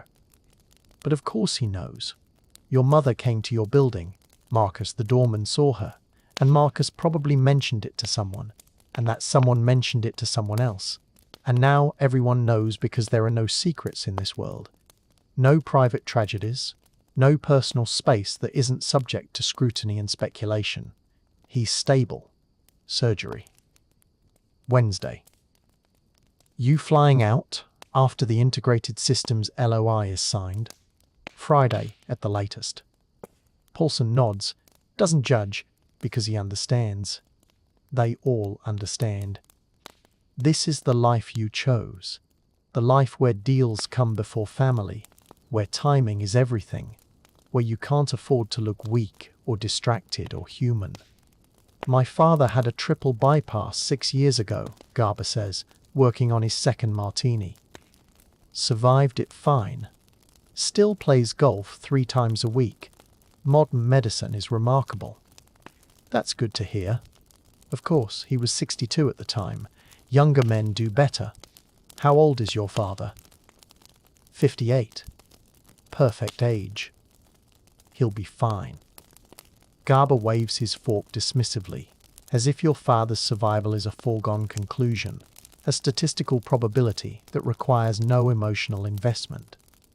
Maybe he's right. Maybe it's easier to think of it that way, as numbers, as odds, as something that can be calculated and predicted and controlled. The meal continues. More drinks, more gossip, more casual mentions of millions changing hands. Paulson orders a third martini. Garber tells a joke about a rabbi and a priest that's mildly offensive and moderately funny. Chen stays silent, watching, calculating, drinking his Perrier and eating his fish with the methodical precision of someone who never lets his guard down. By the time dessert arrives, chocolate soufflé for Paulson, espresso for everyone else, the conversation has circled back to business. Bear Stearns will commit $40 million, Garber says, stirring sugar into his espresso. Same terms as Lazard, co-led status, representation in negotiations. But we want 35% of the fees, not 40. Done. You don't hesitate. 35% of potentially $60 million is still $21 million. Enough to make partner. Enough to buy your freedom from ever worrying about money again. Enough to prove that you belong in this room, at this table, in this world. That's it? Garber looks surprised. I expected you to negotiate. I expected you to ask for 40. We both got what we wanted. He laughs, a genuine sound. You're learning, kid. You're going to do well in this business. I'm already doing well. No, you're doing good. Well comes later, after you've survived your first major disaster. Everyone has one. A deal that blows up, a bet that goes wrong, a moment when everything you've built threatens to collapse. How you handle that moment determines whether you're good or whether you're great. You think about the envelope on your desk, the pictures you haven't looked at, the father in a hospital bed you haven't called. Maybe this is the disaster. Maybe it's already happening, slowly, quietly, in ways that won't show up on a balance sheet or a quarterly report. The check arrives. $640 for 4 people, plus tip. Garber reaches for it automatically, but you intercept. My deal, my check. You sure? That's a lot of hamburger. I'm sure. You drop $800 in cash on the leather portfolio, enough to cover the bill and leave a tip that will keep the waiters remembering you fondly. In this world, relationships are everything, and every interaction is an investment in future opportunities. Outside, the afternoon heat hits like a wall. It's nearly 3 o'clock, and the sun is hammering down on the concrete and glass canyon of Midtown Manhattan. Your shirt sticks to your back immediately. The city smells like hot garbage and exhaust, and the collective sweat of 8 million people trying to survive another day. Your driver is waiting, but you wave him off. Give me 20 minutes. I need to walk. You need to think. You need to process. You need to feel something other than the constant hum of adrenaline and ambition that's been driving you since dawn. You walk west, toward the river, past the suits and the secretaries and the tourists taking pictures of buildings they'll never own. Your phone buzzes in your pocket. You installed one of the new cellular phones last month, a Motorola Dynatac that weighs 2 pounds and costs $4,000 and makes you look like you're talking into a brick. but it means you're never out of reach, never off the clock, never free from the demands of the deals and the clients and the relentless forward momentum of your career. You ignore it. For 20 minutes, you're going to be unreachable. The Hudson River appears between buildings, a strip of grey-brown water that looks like it could dissolve steel. A few sailboats dot the surface. Weekend warriors, people who sail for fun, who don't understand that sailing is a tool, a skill to be learned for business purposes, a way to infiltrate the world of the Whitmores and their kind. You find a bench, sit down, feel the heat radiating up from the metal slats. Across the river, New Jersey sprawls in industrial ugliness, warehouses and smokestacks, and the kind of working-class neighborhoods you escaped from. Your father is in a hospital bed in a city like that, tubes in his chest, machines monitoring his heart, waiting for you to come home. But you can't go home. Not yet. Not until the LOI is signed, the deal is secured, the future is locked in. Because if you leave now, if you show weakness, if you let your personal life interfere with business, you'll lose everything you've built. Someone else will close the integrated systems deal. Someone else will befriend the Whitmores. Someone else will make partner. Your father would understand, wouldn't he? He spent his entire life working, sacrificing, doing what needed to be done to keep the family afloat. He'd understand that success requires sacrifice, that you can't build an empire by putting family first, that the world doesn't care about your personal problems. Or maybe he wouldn't understand at all. Maybe he'd look at you with disappointment, see what you've become, recognize that you've turned into exactly the kind of person he taught you to distrust, someone who measures everything in money, who sees people as transactions, who's forgotten that there are things that matter more than the next deal. You pull out the envelope from your jacket pocket. It's slightly crumpled now, bent from being carried around all day. You open it carefully. Inside are 5 photographs, printed on that cheap drugstore paper that your parents have always used. The first shows your childhood home, a modest 2-story with aluminum siding, a small front yard, a chain-link fence. It looks smaller than you remember, shabbier, the kind of house that middle-class people drive past without noticing. The second photo shows the garden roses in full bloom, red and yellow and pink, carefully tended beds of flowers you don't recognize. Your father's project, his retirement hobby, the thing he does with his hands that doesn't involve factory machinery. The third shows your father, smiling at the camera, holding a gardening tool, looking proud and happy and 20 years older than you remember. When did he get so old? When did the hair turn completely grey? When did the face develop those deep lines around the eyes and mouth? The fourth is your mother, standing next to him, her hand on his shoulder, both of them looking at the camera like they're posing for a picture they hope you'll want to see. The fifth photograph stops your breath. It's you. 8 years old, gap-toothed, holding a baseball glove, standing in that same garden before the roses were planted. Your father's arm is around your shoulders. You're both laughing at something your mother said. You look happy. Your father looks young. You remember that day. It was your birthday. Your father took the day off work, a rare thing, almost unheard of, and played catch with you in the backyard for hours. He taught you how to hold the bat, how to keep your eye on the ball, how to follow through with your swing. You felt like the most important person in the world. When was the last time you felt like that? You sit on the bench, holding these photographs, and feel something crack in your chest. Not break, just crack. A small fissure in the armor you've been building for 8 years. Through that crack, something leaks in. Guilt, longing, the terrible knowledge that you're becoming someone your 8-year-old self wouldn't recognize. Your phone buzzes again. You ignore it. A jogger passes by, then another. A woman with a stroller. An old man feeding pigeons. Life continues around you, indifferent to your crisis, unimpressed by your success, uncaring about your deals and your money and your carefully constructed importance. You check your Rolex, 3017 p.m. The markets close in 43 minutes. You have a call scheduled with Jenkins at 4. The integrated systems package needs final review before tomorrow's submission. Catherine needs confirmation about Martha's Vineyard. Your ex-wife's attorney is still waiting for a callback. You stand up, fold the photographs carefully, put them back in the envelope.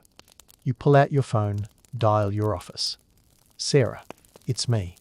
Get me on a flight to Cleveland tonight. Latest one available. I'll be back Thursday morning. There's a pause. What about the Jenkins meeting? Move it to 7 a.m. Thursday. What about the... I'll handle it. Family first. You hear the surprise in her voice, maybe even respect. Or maybe you're imagining it, projecting what you hope she feels rather than what's real. Thank you. Michael. She never calls you by your first name. Your father is going to be fine, and the deals will still be here when you get back. Nothing is as urgent as we pretend it is.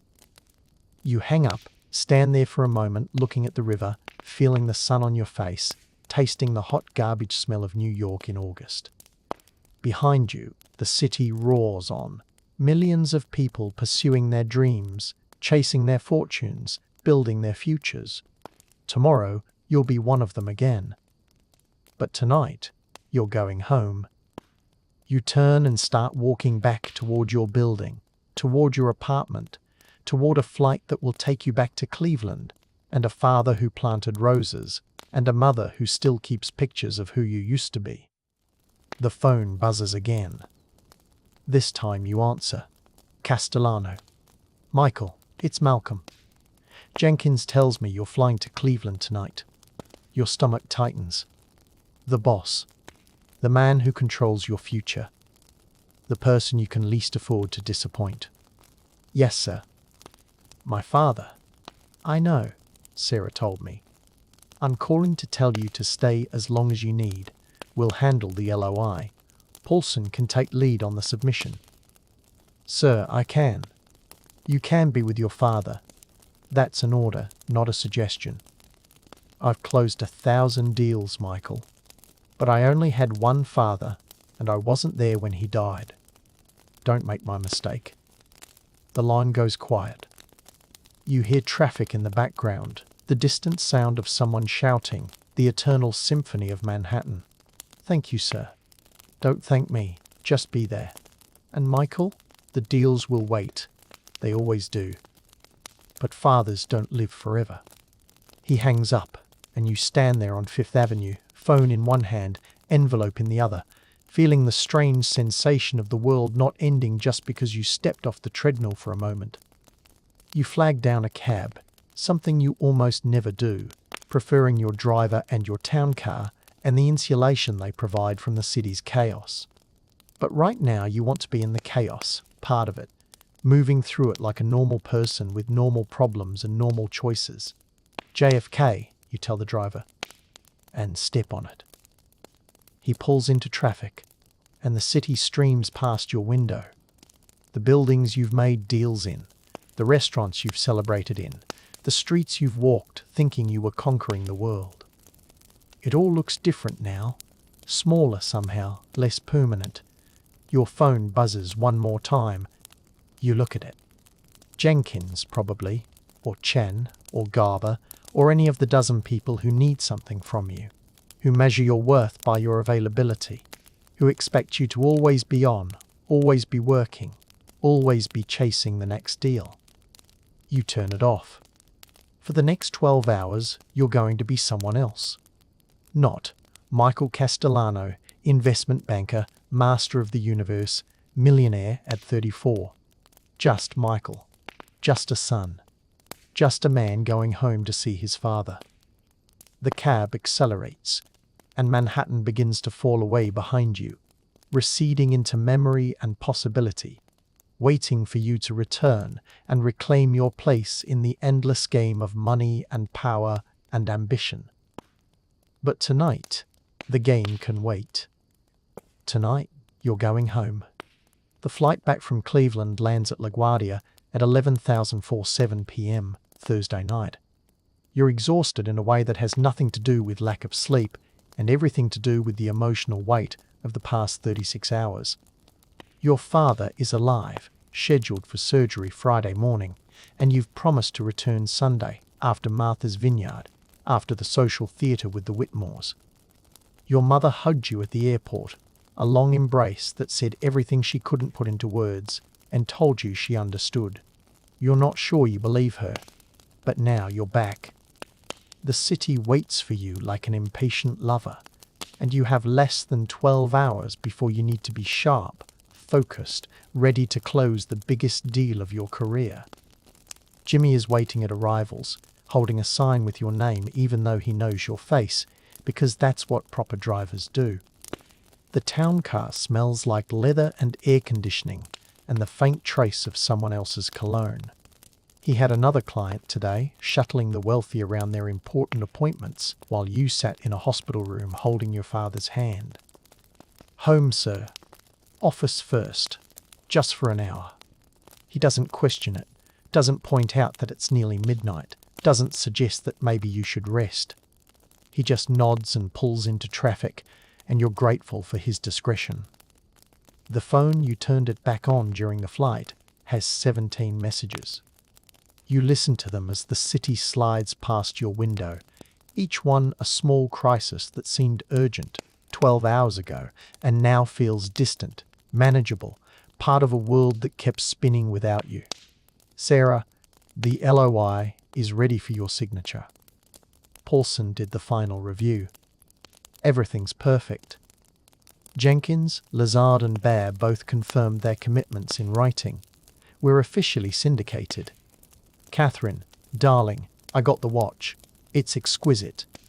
Pick me up at noon tomorrow. Don't be late. Malcolm, good work on the Cleveland trip. Your father is lucky to have you. See you Monday. And then, message 14, a voice you don't expect, Lauren. Your almost ex-wife, calling from Connecticut, her voice careful and measured in the way it gets when she's had 2 glasses of wine and is feeling philosophical. Michael, I heard about your father. I'm sorry. I know we're not. I know things are complicated between us. But I wanted you to know I'm thinking of you. I hope he's okay. I hope you're okay. Call me if you need to talk. I mean that. You listened to it twice, trying to decode the subtext, trying to understand what she wants. Reconciliation? Closure? Just basic human decency in the face of crisis. Lauren was always hard to read, which is probably why you married her. The challenge, the mystery, the need to solve the puzzle. And also why you're divorcing her. Some puzzles don't have solutions, and eventually you have to stop trying. You don't call her back. Not tonight. Maybe not ever. That door is closing, has been closing for months, and your father's heart attack doesn't change the fundamental math of your incompatibility. The Pearson Associates building is mostly dark when you arrive. Just a few scattered windows lit on the upper floors. Other people burning midnight oil. Other people sacrificing sleep and sanity for the possibility of wealth. The security guard nods at you without surprise. He sees people like you all the time, coming and going at all hours, treating the office like a second home or maybe a first one. Your office feels different at midnight, quieter, more honest somehow, stripped of the performance and posturing that fills it during business hours. You sit at your desk, power up the terminal, and watch the after-hours numbers scroll past. Tokyo is already trading. London will open in 7 hours. The machine never sleeps. The LOI sits in a leather folder. 30 pages of dense legal language that boils down to, we're serious about buying integrated systems. Here's $5 million to prove it. And if we close this deal, everyone gets obscenely rich. Paulson's review notes are clipped to the front, minor language tweaks. Nothing substantive. It's ready. You sign it with a Mont Blanc pen that cost $800, your signature a quick slash across the bottom of each page. With each signature, you're committing millions of dollars, your firm's reputation, and your own career to the belief that you're smarter than everyone else circling this deal. You scan the signed pages, email them to Donaldson with a note, per our conversation. Looking forward to closing this. Professional, confident, giving nothing away. That's the key in this business. Never let them see you sweat. Never let them know how much you need the deal. Never show weakness. The office is so quiet you can hear the building settle around you. Small creaks and groans as steel and concrete adjust to the temperature changes of night. Through your window, the city spreads out like a circuit board, all lights and geometry and the promise of endless possibility. Your phone rings, internal line. Who else is here at midnight? Castellano. It's me. Sarah's voice. Saw your email go through. You're back. I'm back. What are you still doing here? Same thing you are. Working, obsessing, avoiding going home to an empty apartment. A pause. How's your father? Alive. Surgery tomorrow. Good prognosis. That's good. I'm glad. Another pause. You should go home, Michael. Get some sleep. Tomorrow's Martha's Vineyard, and you need to be sharp. These old money people can smell exhaustion like sharks smell blood. I will. Soon. I just needed to sign the LOI. I know you. Her voice softens slightly. For what it's worth, I think you did the right thing. Going to Cleveland, being there. Some things are more important than deals. You say that now. Ask me again if this all falls apart. It won't fall apart. You're too good at this. Too hungry. Too willing to do whatever it takes. She pauses. Sometimes I wonder if that's a compliment or a warning. You don't know how to answer that, so you don't. After a moment, she says goodnight and hangs up. And you're alone again with the numbers and the city, and the question of whether you're building something worthwhile or just building. You should go home. She's right about that. You have a car waiting, an apartment with a bed, and a need for at least a few hours of unconsciousness before tomorrow's performance. But there's something peaceful about being here alone, something honest about the silence and the solitude and the absence of anyone expecting anything from you. You open your bottom drawer, the one with the lock that Sarah has a key to but pretends not to, and pull out the small leather case. Inside, a vial of white powder, a tiny spoon, a mirror the size of a credit card. The cocaine is pure, expensive, purchased from a dealer in Soho who services half of Wall Street and probably has better financial statements than most of the companies you analyze. You shouldn't. You know you shouldn't. You're exhausted, emotionally drained, flying to Martha's Vineyard in 12 hours to perform the social con of your life. But your hands are already moving, muscle memory taking over, the ritual as familiar as tying your shoes. 2 lines. Quick and clean. The burn in your sinuses, the bitter drip down your throat, and then clarity. Focus. The exhaustion falls away like a coat you didn't know you were wearing. The world sharpens, crystallizes, becomes manageable again. This is the secret that nobody talks about. How many deals are closed by people high on cocaine? How many fortunes are made by men and women who need chemical courage just to face another day of pretending they're invincible? You're not an addict. You tell yourself that every time. You can stop whenever you want. You just don't want to stop. Not yet. Not while you're climbing. Not while there are still heights to reach and people to impress and money to make. The phone rings. External line this time. You check your watch 12,034 a.m. Nobody calls at 12,034 a.m. with good news. Castellano. Michael, it's Rick Paulson. His voice is tight, controlled, the sound of someone delivering bad news while trying not to panic. We have a problem with integrated systems. Your stomach drops. The clarity from the cocaine turns sharp, dangerous, your mind racing through possibilities.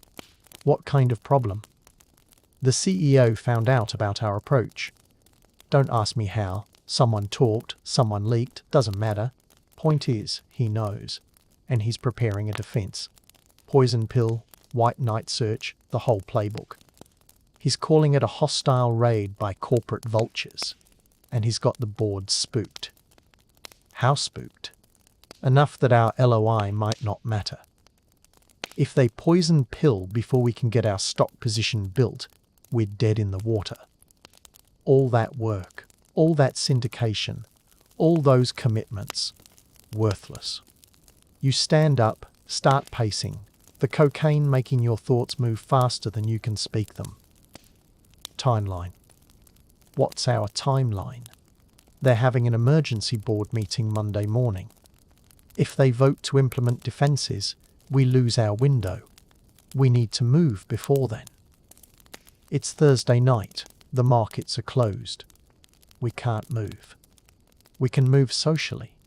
We can start building relationships with board members, with major shareholders, with anyone who might influence the vote. We have 72 hours to convince enough people that this deal is good for everyone, that we're not raiders, that selling the company is the right strategic move. 72 hours. You were supposed to spend those hours on Martha's Vineyard, charming the Whitmores, building trust for the Apex deal. Now you're facing a choice: abandon integrated systems and focus on Apex, or abandon the Vineyard trip and save the bigger deal. Who are the key board members? I'm emailing you the list now. 12 directors. But really, it comes down to 4. The ones who are independent, who don't owe loyalty to the CEO, who might be convinced that shareholders deserve a premium for their stock. Your computer pings. The email arrives. You scan the names, looking for any connection, any angle, any way in. And then you see it. Harold Whitmore III, board member, Integrated Systems Corporation. The world tilts slightly.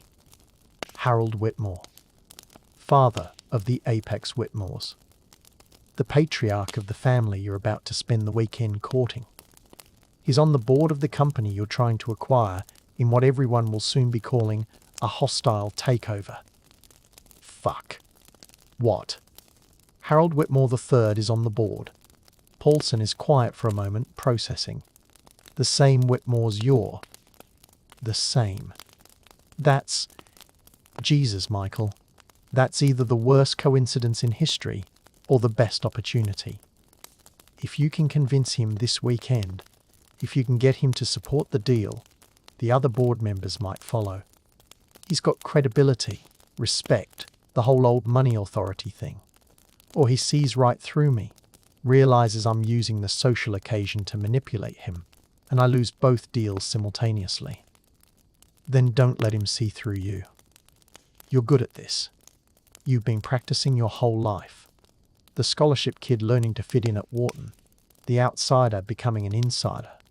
The poor kid from Cleveland convincing rich people you're one of them. This is just another performance. Another performance. That's all your life is now. A series of performances, each one more elaborate than the last, until you've forgotten what you actually believe versus what you pretend to believe for strategic advantage. I need to think. Think fast. We need a strategy by tomorrow night, and you'll be on the Vineyard without phone access for most of the weekend. This is happening, Michael, with or without you. But it'll go a lot better with you.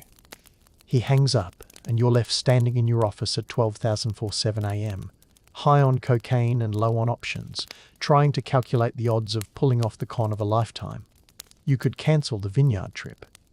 Tell Catherine you're sick. Tell Kincaid there's a family emergency. Stay in the city and work the integrated systems problem directly. But that burns the Apex relationship, maybe permanently.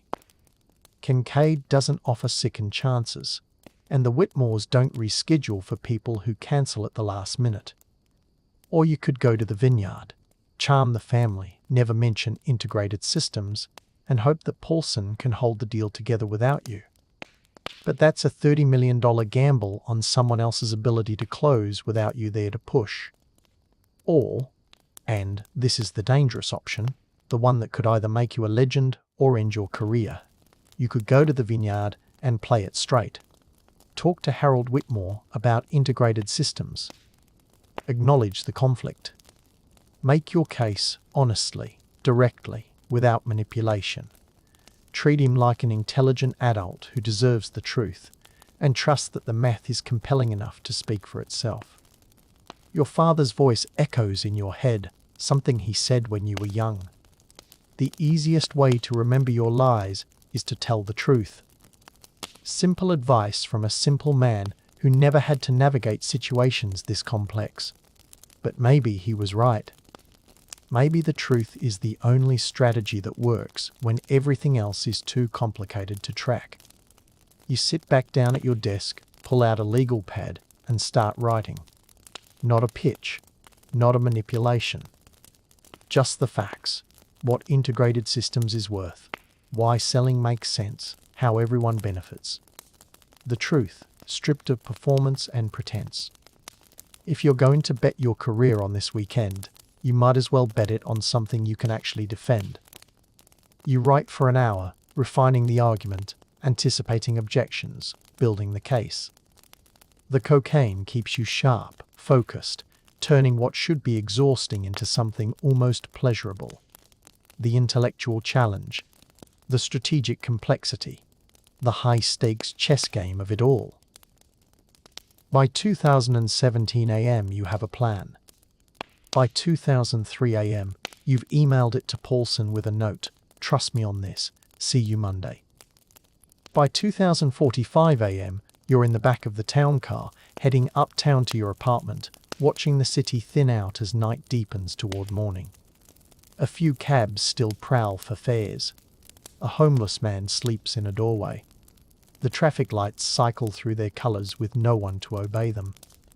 You think about your father in his hospital bed, probably sleeping now, monitored by machines and nurses, trusting that the surgery will work, that his heart will keep beating, that life will continue past tomorrow.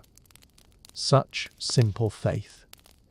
Such uncomplicated trust in the basic goodness of the world. You envy him that faith. You can't remember the last time you trusted anything except your own intelligence, your own hunger, your own relentless drive to win. The car pulls up to your building. Marcus opens the door. He works doubles sometimes. Day and night shifts when he needs the money.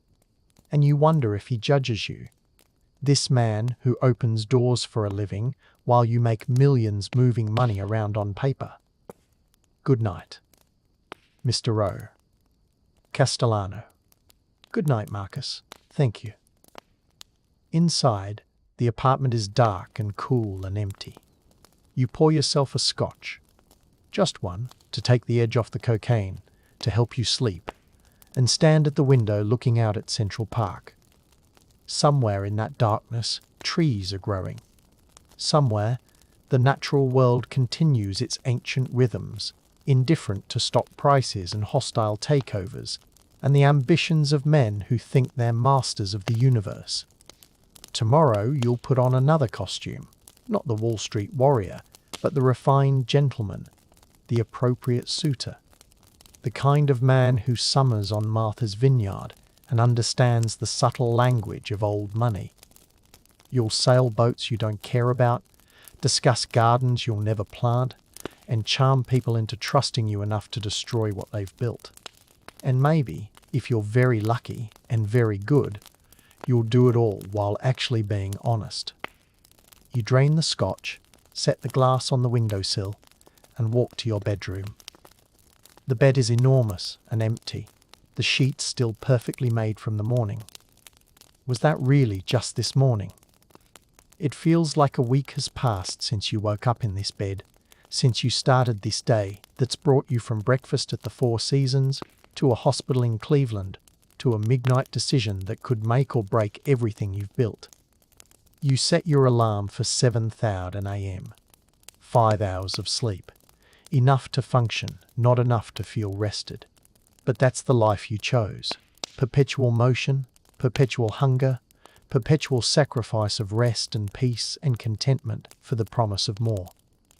You close your eyes, and for just a moment before sleep takes you, you wonder, when you finally have enough, when you've made all the money and closed all the deals and proven everything you need to prove, will you even know? Will there be a finish line, a moment of satisfaction, a sense of completion? Or will you just keep running, keep climbing, keep chasing, until the day your own heart gives out and someone else has to decide whether to attend your surgery or close a deal? Sleep comes before you find an answer. The city keeps humming outside your window, indifferent to your questions, unconcerned with your doubts, waiting for morning when the whole beautiful, terrible game begins again. The alarm screams at 7:30 a.m., pulling you from dreams of sinking ships and balance sheets written in water. You silence it with a hand that feels disconnected from your body, the price of 5 hours of cocaine and Scotch sleep now due and payable. Your mouth tastes like copper and regret. Your head pounds with a dull insistence that suggests you should stay in bed, call in sick, abandon the whole enterprise. Instead, you shower water as hot as you can stand it, then cold enough to shock your system into alertness, and begin the transformation. This morning's costume is carefully calculated, casual but expensive. Ralph Lauren linen pants in navy, a crisp white Oxford shirt, Sperry topsiders that you broke in last week by walking around your apartment for an hour, a navy blazer with brass buttons, because old money loves their maritime cosplay, sunglasses by Reagan, a watch that's expensive but not ostentatious. You left the Rolex in the safe, opted instead for a vintage Omega that suggests inherited taste rather than acquired wealth. You study yourself in the mirror. You look the part. You always look the part. That's your gift. The ability to read a room, a culture, a social stratum, and adapt yourself to fit. The scholarship kid who learned which fork to use at formal dinners. The factory worker's son who can discuss wine vintages and summer houses without revealing that he learned it all from books. Catherine arrives at noon exactly, stepping out of a cab in an outfit that probably cost more than most people earn in a month. White linen pants, a pale pink sweater draped over her shoulders, pearls that belonged to her grandmother. She looks like she was born for this world, because she was. No performance necessary, no costume required. Darling, she kisses your cheek, leaving a trace of Chanel No. 5. You look appropriately nautical. Did you study the sailing book I sent over? Cover to cover. I can now discuss jibs, tacks, and the importance of proper halyard tension. Halyard tension. She laughs, that crystalline sound that comes from never having worried about money. God, you're adorable when you try. Just remember, with the Whitmores, less is more. Don't try to impress them with what you know. Impress them with your willingness to learn. Old money loves teaching new money how to behave. I'm not new money. I'm barely money at all compared to them. Exactly. You're aspirational money. Hungry money. The kind they remember being a few generations ago. Before the wealth became so established, they forgot what it was like to want something. She adjusts your collar with practiced intimacy. Just be yourself. The smart, ambitious, slightly awkward version of yourself that needs their approval. They'll eat it up. The drive to Martha's Vineyard takes 4 hours. Jimmy navigating the town car through Connecticut traffic while you and Catherine sit in the back, reviewing the guest list and the social topology of the weekend. Robert Kincaid and his wife Eleanor. The Johnsons, whose clambake is the ostensible reason for the gathering. The Whitmores. Harold III and his wife Patricia, their son Harold IV. Everyone calls him Hal, and his wife Susan, and Harold III's younger brother Edmund and his wife Claire. And somewhere in that lineup, the key to both your deals, the man whose vote could determine whether integrated systems falls to your bid, the patriarch whose blessing you need to acquire Apex Industries. You're nervous, Catherine observes, watching you drum your fingers on the leather armrest. I'm calculating. Same thing for you. She takes your hand, stills it. Whatever you're planning, and I know you're planning something, you're always planning something. Remember that these people value authenticity above all else. Or at least, they value the appearance of authenticity. They can smell a con from a mile away because they've been running the longest con in history, convincing everyone that inherited wealth is somehow more noble than earned wealth. That's surprisingly cynical. Darling, I went to Miss Porter's school. I learned cynicism from masters. She squeezes your hand. Just don't forget I'm here because you asked me, because you needed the right kind of woman on your arm for this performance. But I'm also here because I like you. The real you, under all the performance. Try to remember which one is which. The ferry to Martha's Vineyard departs from Woods Hole at 4:03 p.m. You stand on the deck as the mainland recedes, watching the water churn white in the ferry's wake, feeling the salt air sting your face. Catherine stands beside you, her hair whipping in the wind, looking perfectly at home in a way you never will. The vineyard materializes on the horizon, green and low and expensive. An island where hedge fund managers and former presidents keep summer houses, where the median property value is measured in millions, where the locals who actually keep the place running can barely afford to live. Paradise, but only for people who can pay the entry fee. Kincaid's house is in Edgartown, naturally, the most prestigious part of the island, where the old whaling captains built their mansions and the new money tries to pretend they're old. It's a sprawling white colonial with black shutters, a widow's walk, and a view of the harbour where sailboats bob like expensive toys. A housekeeper meets you at the door, takes your bags, directs you to your room on the second floor. The room is tastefully appointed. Antique furniture, nautical prints, a 4-poster bed that probably costs more than your first car. Through the window, you can see other guests arriving. A silver-haired couple in a Mercedes, a younger man in a Porsche, a family in a Volvo wagon with sailing gear strapped to the roof.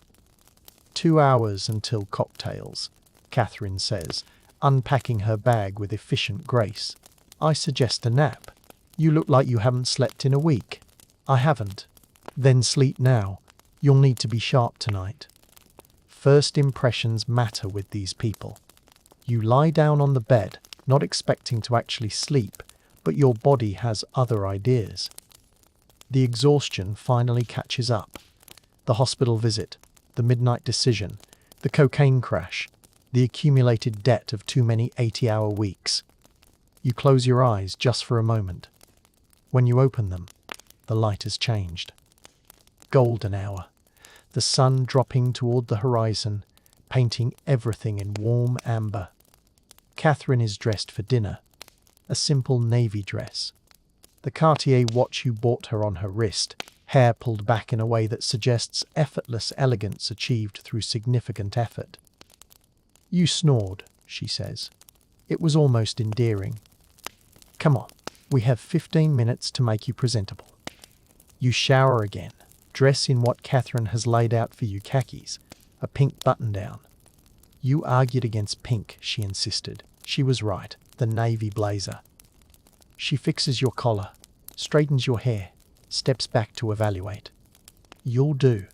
Remember, you're here to listen, not impress. Ask about their boats. Admire their gardens. Let them tell you about the island, even though you read 3 guidebooks. And for God's sake, don't mention work unless they bring it up first. What about Harold Whitmore? Especially not with Harold. He's allergic to people who try too hard. Be interested, not interesting. Can you do that? I can try. Trying is all any of us can do. She takes your arm. Shall we? The cocktail gathering is on the back terrace, overlooking the harbour as the sun performs its nightly show. 20 people mill about with drinks, their voices creating that particular sound of affluent conversation. Confident, unhurried, secure in the knowledge that nothing truly bad can happen to people with this much money and this much insulation from the world's sharp edges. Kincaid spots you immediately, waves you over. "Michael, Catherine, so glad you could make it. Let me introduce you around." The next 30 minutes are a blur of names and handshakes and practiced smiles. The Johnsons, David and Patricia, late 60s, old Kennedy money, casual mention of summering here since 1952. The Prices, hedge fund wealth, newer, trying a little too hard, wearing boat shoes that still look new. The Carltons, publishing dynasty, cultured, discussing the latest exhibition at the Whitney with the ease of people who sit on the board. And then, finally, "Michael, I'd like you to meet Harold and Patricia Whitmore." Harold Whitmore III is exactly what you expected. Tall, silver-haired, athletic despite his age, dressed in faded Nantucket reds and a white polo shirt that's been washed 100 times. He has the weathered face of a serious sailor, the firm handshake of a man who still believes in such things, and the direct gaze of someone who's spent 70 years evaluating people and rarely being wrong. "Mr. Ney." "Whitmore, it's an honor. Please, it's Harold. We're all friends here." His voice is warm but assessing. "Kincaid tells me you're in investment banking." "Yes, sir. M&A mostly." "Ah. The people who take things apart to see how they work, then sell the pieces for more than the whole was worth." He says it with a smile. But there's an edge to it. Catherine steps in smoothly. "Harold, your garden is magnificent. Are those David Austin roses?" And just like that, the conversation shifts. Patricia Whitmore lights up roses are her passion apparently, and for the next 10 minutes you stand and listen as two women discuss cultivars and pruning techniques and the challenges of growing English roses in the American climate. You catch Catherine's eye once, she winks, barely perceptible. Dinner is served at 8 lobster, corn, steamers, all the classic New England fare prepared by a private chef and served by staff in crisp white shirts. You're seated between Eleanor Kincaid and Susan Whitmore, Hal's wife, which is either strategic placement or terrible luck. Susan is pleasant, curious, asks about your background in a way that suggests genuine interest rather than social obligation. "So you grew up in Cleveland?" "Yes, ma'am. My father worked in a factory, mother was a secretary. And now you're on Wall Street. That's quite a journey." "I've been lucky. Good scholarship to Wharton, good mentors, right opportunities at the right time. I don't think luck has much to do with it." She sips her wine, a Sancerre that probably costs $200 a bottle. "My father-in-law started with nothing, built Apex from the ground up. He always says success is what happens when preparation meets opportunity. You've clearly prepared." You risk a glance down the table. Harold III is deep in conversation with Kincaid, their heads bent close, discussing something serious. About you? About business? About the weather? Impossible to know. The meal continues through multiple courses, the conversation flowing like the wine politics. Everyone's careful, reading the room, sailing, enthusiastic, detailed. Clearly these people's religion, island gossip, who bought the old Morrison place. How the new restaurant in Oak Bluffs is overrated. You contribute when appropriate, stay silent when smart, and watch. Always watching. Learning the rhythms, the inside jokes, the subtle hierarchies of this world. Catherine was right. You're not here to impress them. You're here to be absorbed, evaluated, potentially accepted into the club. After dinner, the men migrate to the study for cigars and cognac, a ritual so archaic it's almost charming. The study is lined with books that look actually read, maritime antiques that tell stories of wealth earned at sea, and photographs spanning generations of Kincaid family summers on the Vineyard. Harold III sits in a leather chair by the window, swirling cognac in a crystal snifter. You find yourself standing near him, both of you looking out at the harbour where boats rock gently in their moorings, their masts like bare trees against the darkening sky. "Beautiful night," he says. "Incredible.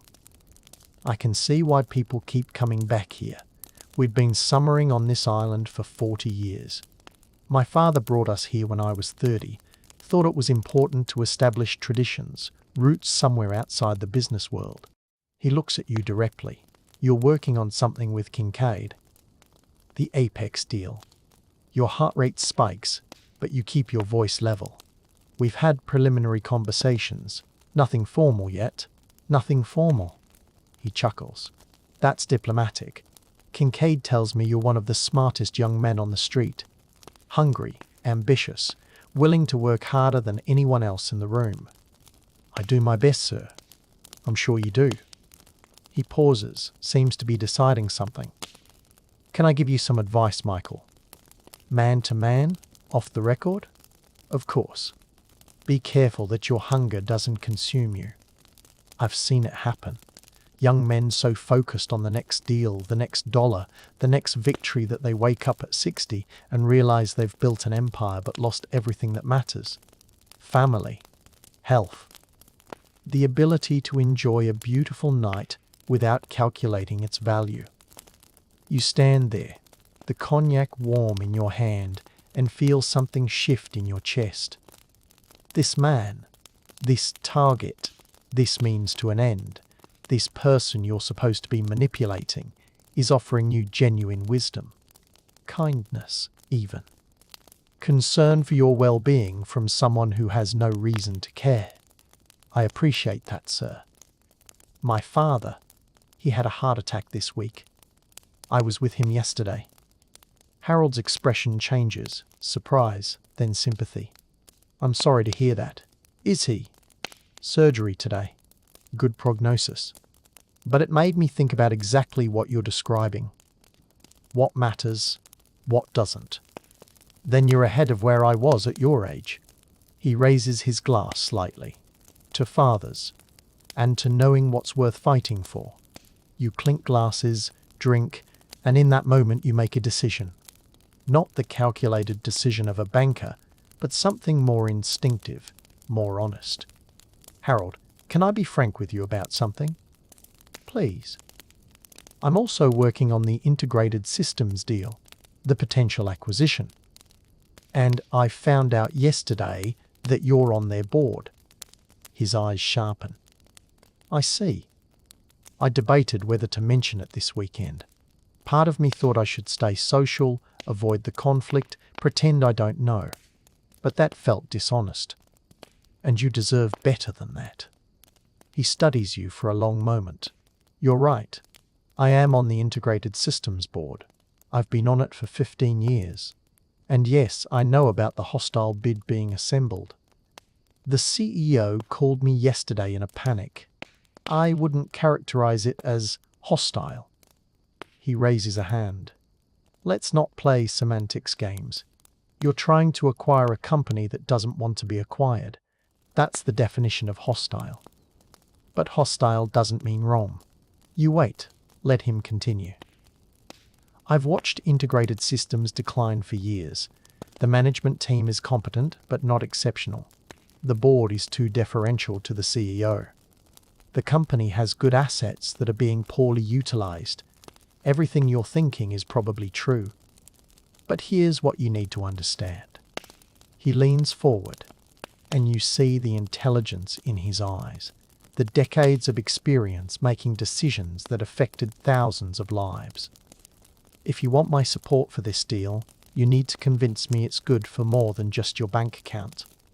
The employees, the communities where we operate, the long-term health of the industry, these things matter. Not just shareholder value. Not just the math. The human cost of what you're proposing." "I understand that, sir." And I hope, that we can structure a deal that addresses those concerns. But I can't make promises I can't keep. Some jobs will be lost. Some facilities will close. That's the reality of making the company competitive again. At least you're honest about it. He drains his cognac, sets the glass aside. Here's what I'll do. On Monday, when the board meets, I'll listen to the CEO's defense. But I'll also consider your perspective. If you can make a compelling case that this is truly in the best interest of all stakeholders, not just the most profitable option, but the most responsible one, I'll support it. Can you do that? Yes, sir. I believe I can. Then I'll look forward to hearing it. But Michael, he stands, extends his hand. If you try to bullshit me, if you dress this up as something it's not, if you make promises you can't keep just to get my vote, I'll bury this deal so deep you'll never resurrect it. Are we clear? You shake his hand. Crystal clear, sir. And thank you for the honesty, for the opportunity. Don't thank me yet. You still have to deliver. He smiles, some of the hardness leaving his eyes. Now let's rejoin the others before they think we're in here plotting something. Aren't we? Plotting implies deception. We're just two men being honest about a business situation. There's a difference.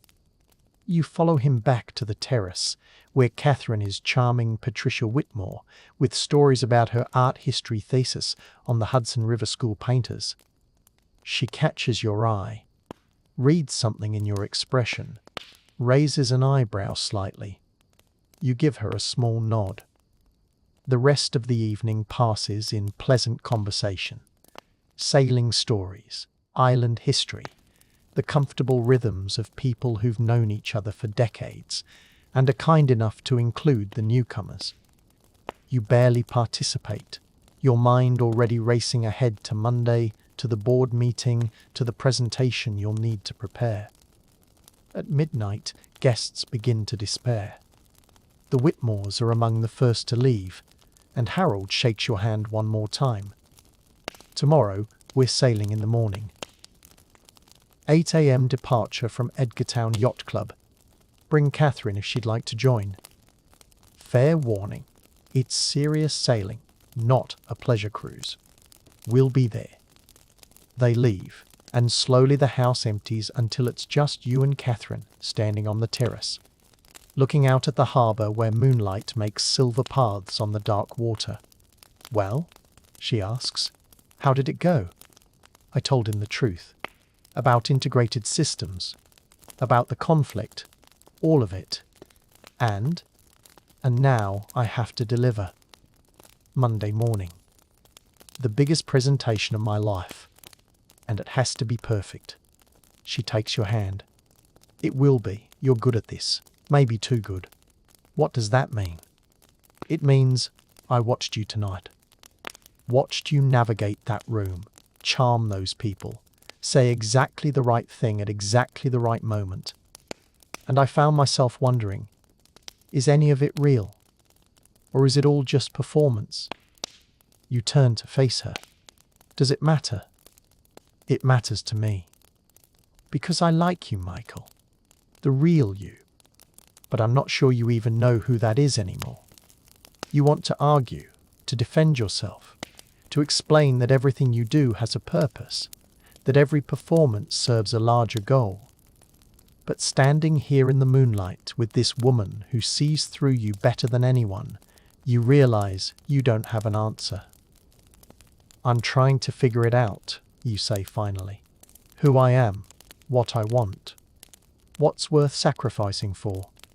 Then maybe this weekend is about more than just closing deals. Maybe. She kisses your cheek, a sisterly gesture, warm but not romantic, and heads inside. Get some sleep. Tomorrow, you're going sailing with masters, and they'll know immediately if you're faking it. You stand alone on the terrace, listening to the water lap against the shore, the distant sound of rigging clanging against masts, the eternal rhythms of the ocean indifferent to human ambition. Your phone is in your room, turned off at Catherine's insistence. No calls from the office, no updates on deals, no emergency that can't wait until Monday. For the first time in years, you're truly unreachable, disconnected from the machine that's been running your life. It should feel liberating. Instead, it feels terrifying. You check your watch, 12:04 a.m. In Cleveland, your father is probably sleeping, recovering from surgery, trusting that his heart will keep beating despite everything that's tried to stop it. In Manhattan, the markets are closed, but people are still working, still plotting, still chasing the same dreams you've been chasing. And here you are, on an island where millionaires pretend to be normal people, where old money looks down on new money, where the game continues with different rules but the same stakes. You walk back inside, climb the stairs to your room, and find Catherine already asleep in the four-poster bed, her breathing deep and regular. You stand there for a moment, watching her. This woman who agreed to play a role in your performance, but who keeps insisting there's something real underneath. Maybe she's right. Maybe underneath all the performance, all the calculation, all the strategic manipulation, there's still something authentic. Some core of the person you were before you learned to pretend to be someone else. You'll find out Monday, when you stand in front of that board and make your case. When you either deliver on the promise you made to Harold Whitmore, or reveal yourself as just another corporate raider dressed up in borrowed clothing. You change into pajamas, slip into bed beside Catherine, careful not to wake her. Through the window, you can see stars, actual stars, visible here in a way they never are in Manhattan, where light pollution drowns everything except the brightest constellations. Your last thought before sleep is this: somewhere up there, the same stars are shining on Cleveland, on your father in his hospital bed, on the garden he planted, on the life you left behind to chase this dream of wealth and power and proving you're good enough. You wonder if he's proud of you. You wonder if you're proud of yourself. You wonder if there's a difference. The alarm on your watch vibrates at 6:03 a.m., pulling you from dreams of drowning in paper contracts and prospectuses and balance sheets filling your lungs while you tried to breathe. You silence it quickly, not wanting to wake Catherine, and slip out of bed into the cool morning air. Through the window, the harbour is just beginning to reveal itself in the pre-dawn grey. Fog sits low on the water, softening everything, making the world feel muted and peaceful. A few early birds call to each other, seagulls probably, or terns, you're not sure which. You never learned to identify birds. That's something your father would know from all those mornings hunting in Ohio, but you never paid attention when he tried to teach you. Another thing you didn't learn. Another conversation you didn't have. Another moment you were too busy, or too bored, or too focused on escaping to appreciate what was being offered. You shower in the guest bathroom, all white marble and brass fixtures and towels so soft they feel like clouds, and dress in the sailing clothes Catherine laid out last night. Khaki shorts, a faded blue polo shirt, the broken-in topsiders, a windbreaker in case it's cold on the water. You look at yourself in the mirror and see someone who might belong on a sailboat if you squint and don't look too closely. Catherine stirs as you're leaving, opens one eye. "Don't drown," she murmurs, then rolls over and goes back to sleep. The Edgartown Yacht Club is a 10-minute walk through quiet streets where massive houses sleep behind perfectly manicured hedges. The town is just waking up.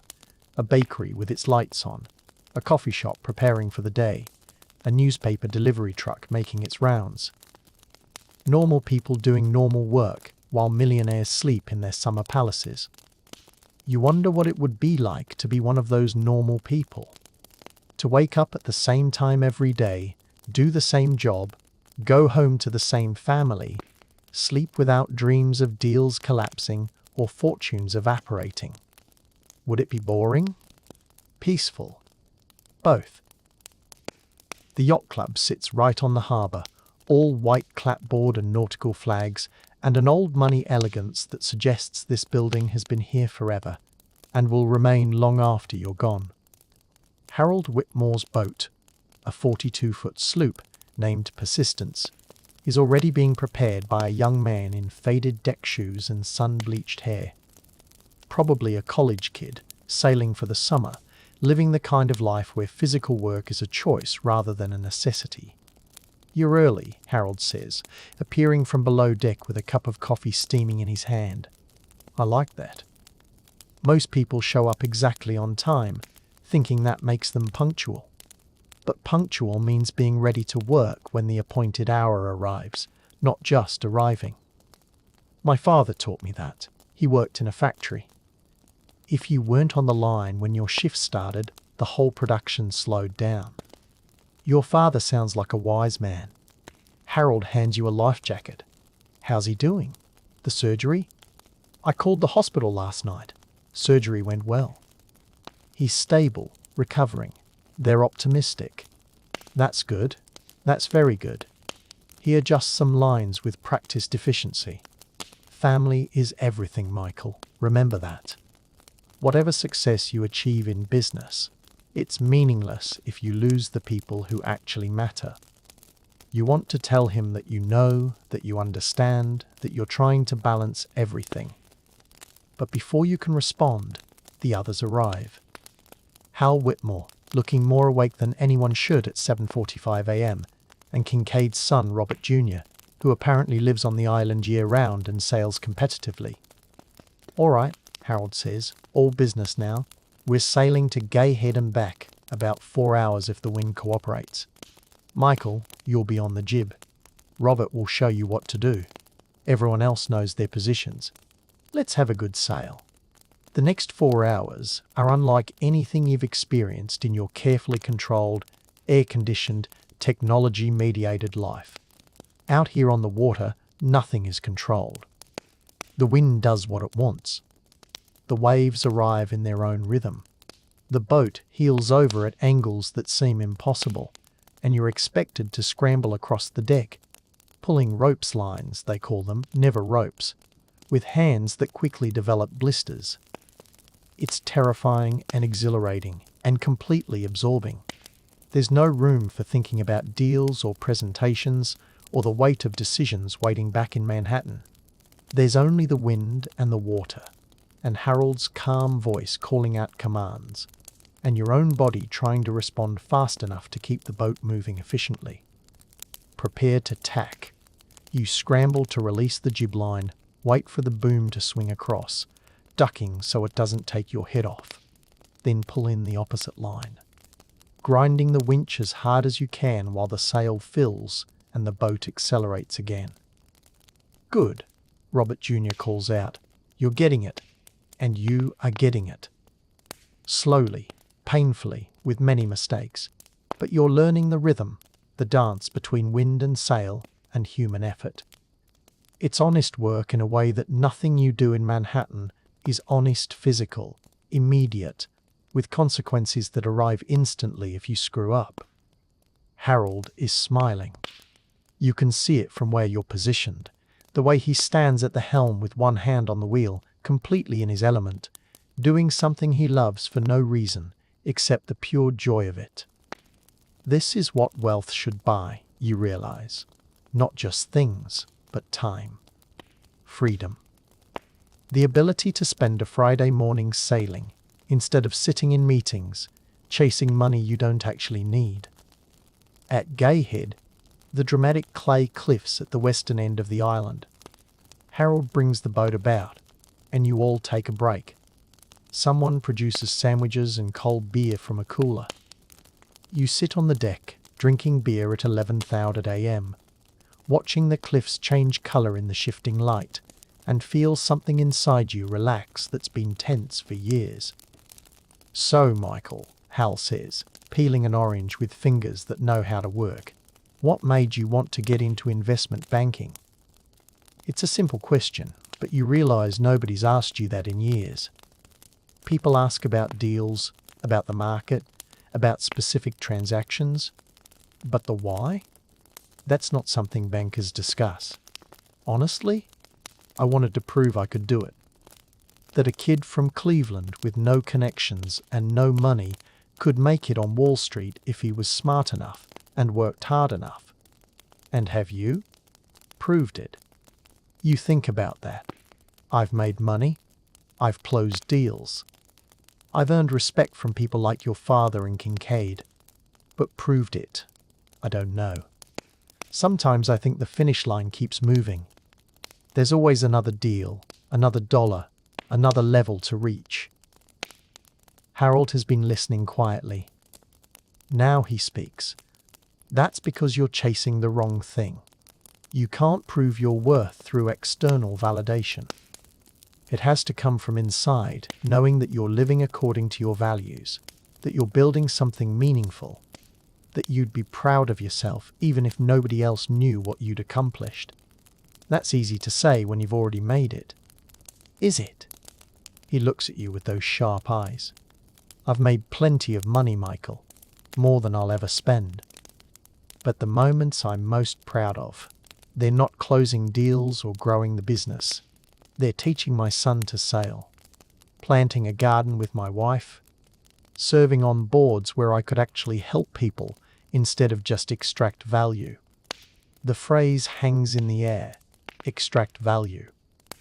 It's what you do, what you're planning to do to his board seat on integrated systems, what you're hoping to do to his family's company.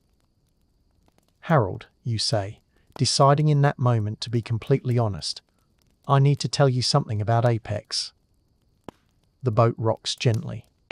Hal and Robert Jr. discreetly move forward, giving you privacy. I'm listening. I was planning to pitch you on selling the company. This whole weekend. The sailing, the charm offensive, the carefully calculated approach. It was all designed to get close enough to make that pitch. To convince you that selling Apex is the right strategic move. I know. You stop, surprised. You know? Michael, I've been in business for 50 years. You think I don't recognize an approach when I see one? Kincaid's a friend, but he's also a banker. He doesn't arrange social introductions out of pure goodwill.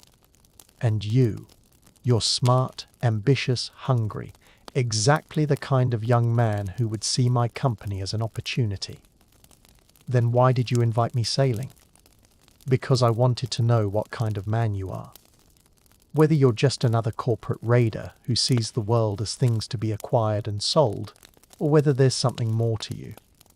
Someone who might actually care about what happens after the deal closes. You sit with that for a moment, feeling the boat move beneath you, watching the cliffs glow in the midday sun. What did you decide? He smiles. I'm still deciding. But this conversation is helping. You told me the truth just now. You didn't have to. You could have kept playing the game, pretended this was all just friendly sailing. But you chose honesty. That matters. I'm tired of pretending, you admit, surprising yourself with the truth of it. Tired of performing. Tired of calculating every word, every gesture, every interaction. I want. You stop because you're not sure how to finish that sentence.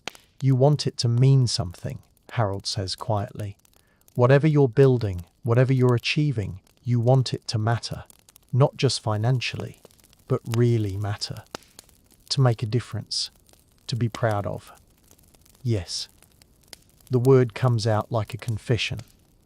Then here's my advice, for what it's worth. Before you pitch me on selling Apex, before you make your case for integrated systems, ask yourself this question. If you closed both deals tomorrow, made $40 million, made partner, achieved everything you're chasing, would you be proud of how you did it? Would you be able to look your father in the eye and tell him this is who you've become? The boat rocks. A gull cries overhead. The world continues its ancient rhythms, indifferent to your crisis of conscience. I don't know, you say honestly. Then maybe that's what you need to figure out. Before Monday. before you stand in front of that board. He stands, extends his hand to pull you up. Come on, let's sail home.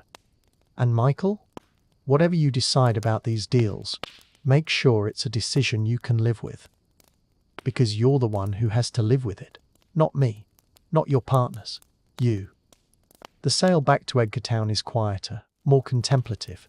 The wind has shifted, coming now from the southwest, making the return trip a long tack against the current. It's harder work, requires more attention, more adjustment. But somehow it feels good. The physical effort, the immediate feedback, the simple honesty of wind and water and human skill. By the time you reach the yacht club, it's nearly 2:30 p.m. Your hands are blistered, your face is sunburned despite the sunscreen Catherine forced you to apply, and your legs ache from bracing yourself against the boat's constant motion. You feel more tired than after any week at the office. You also feel more alive. Thank you, you tell Harold as you're helping secure the boat. For the sailing, for the conversation, for the honesty. Thank me by being honest with yourself, he says. Figure out who you want to be. Then be that person. Everything else is just details.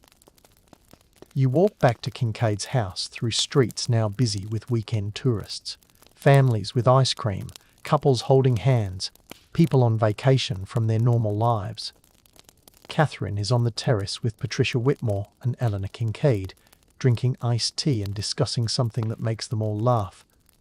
She sees you, waves, and the three women watch you approach with expressions that suggest they've been discussing you. You survived, Catherine says. And you look almost like a real sailor. I feel like I've been beaten up. That's because you have been. The ocean is an honest opponent. It tells you immediately when you've made a mistake. Patricia Whitmore pats the chair next to her. Sit. Tell us about the sail.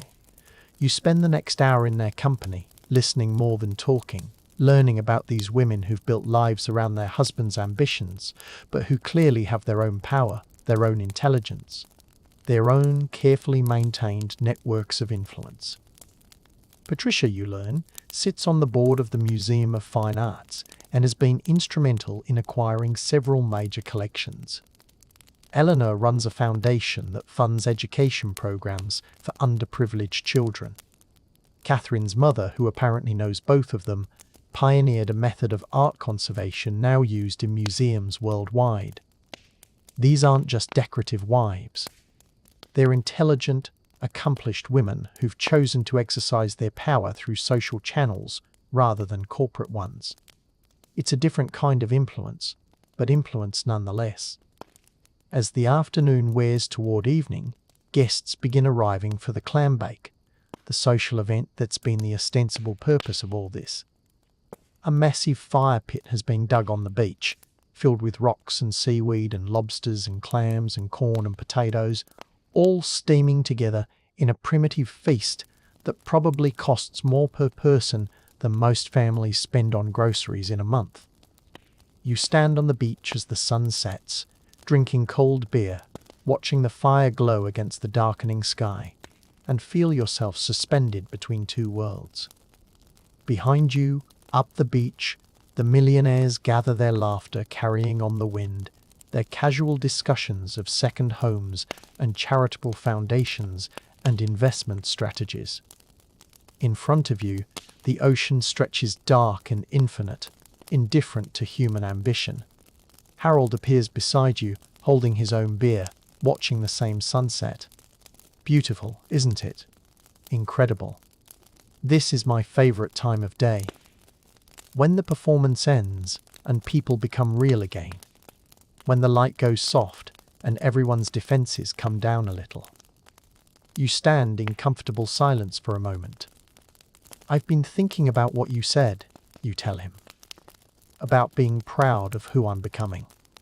And I think I need to change my approach. To both deals. To everything, maybe. How? You take a deep breath, the salt air filling your lungs. I'm going to tell the integrated systems board the complete truth. Not a sales pitch.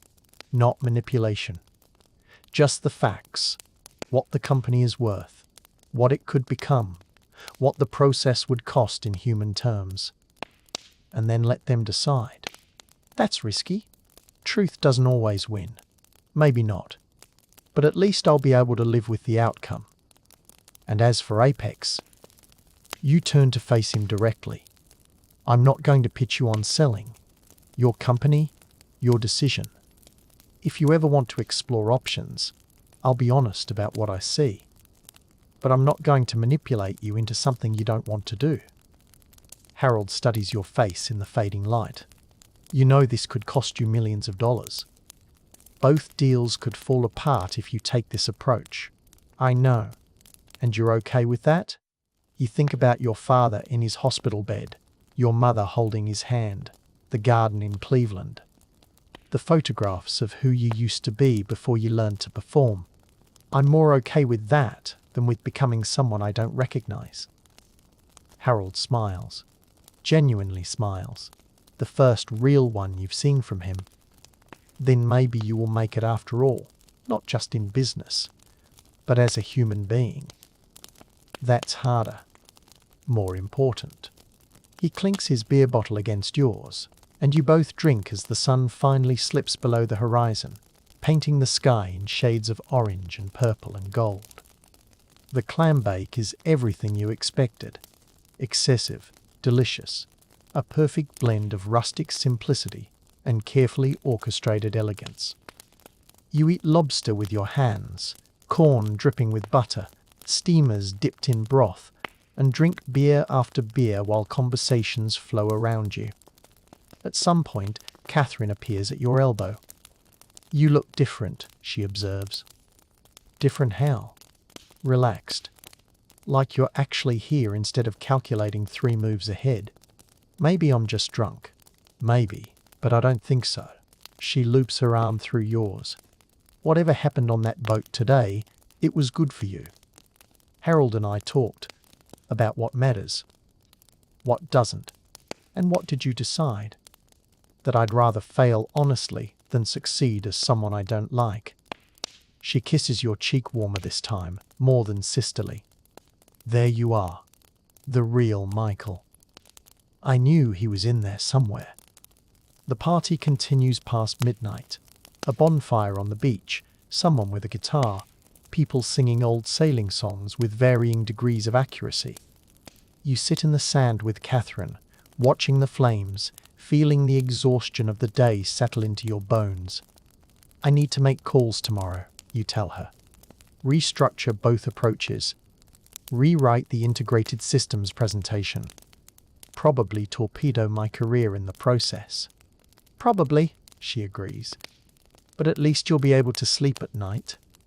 Will I, though?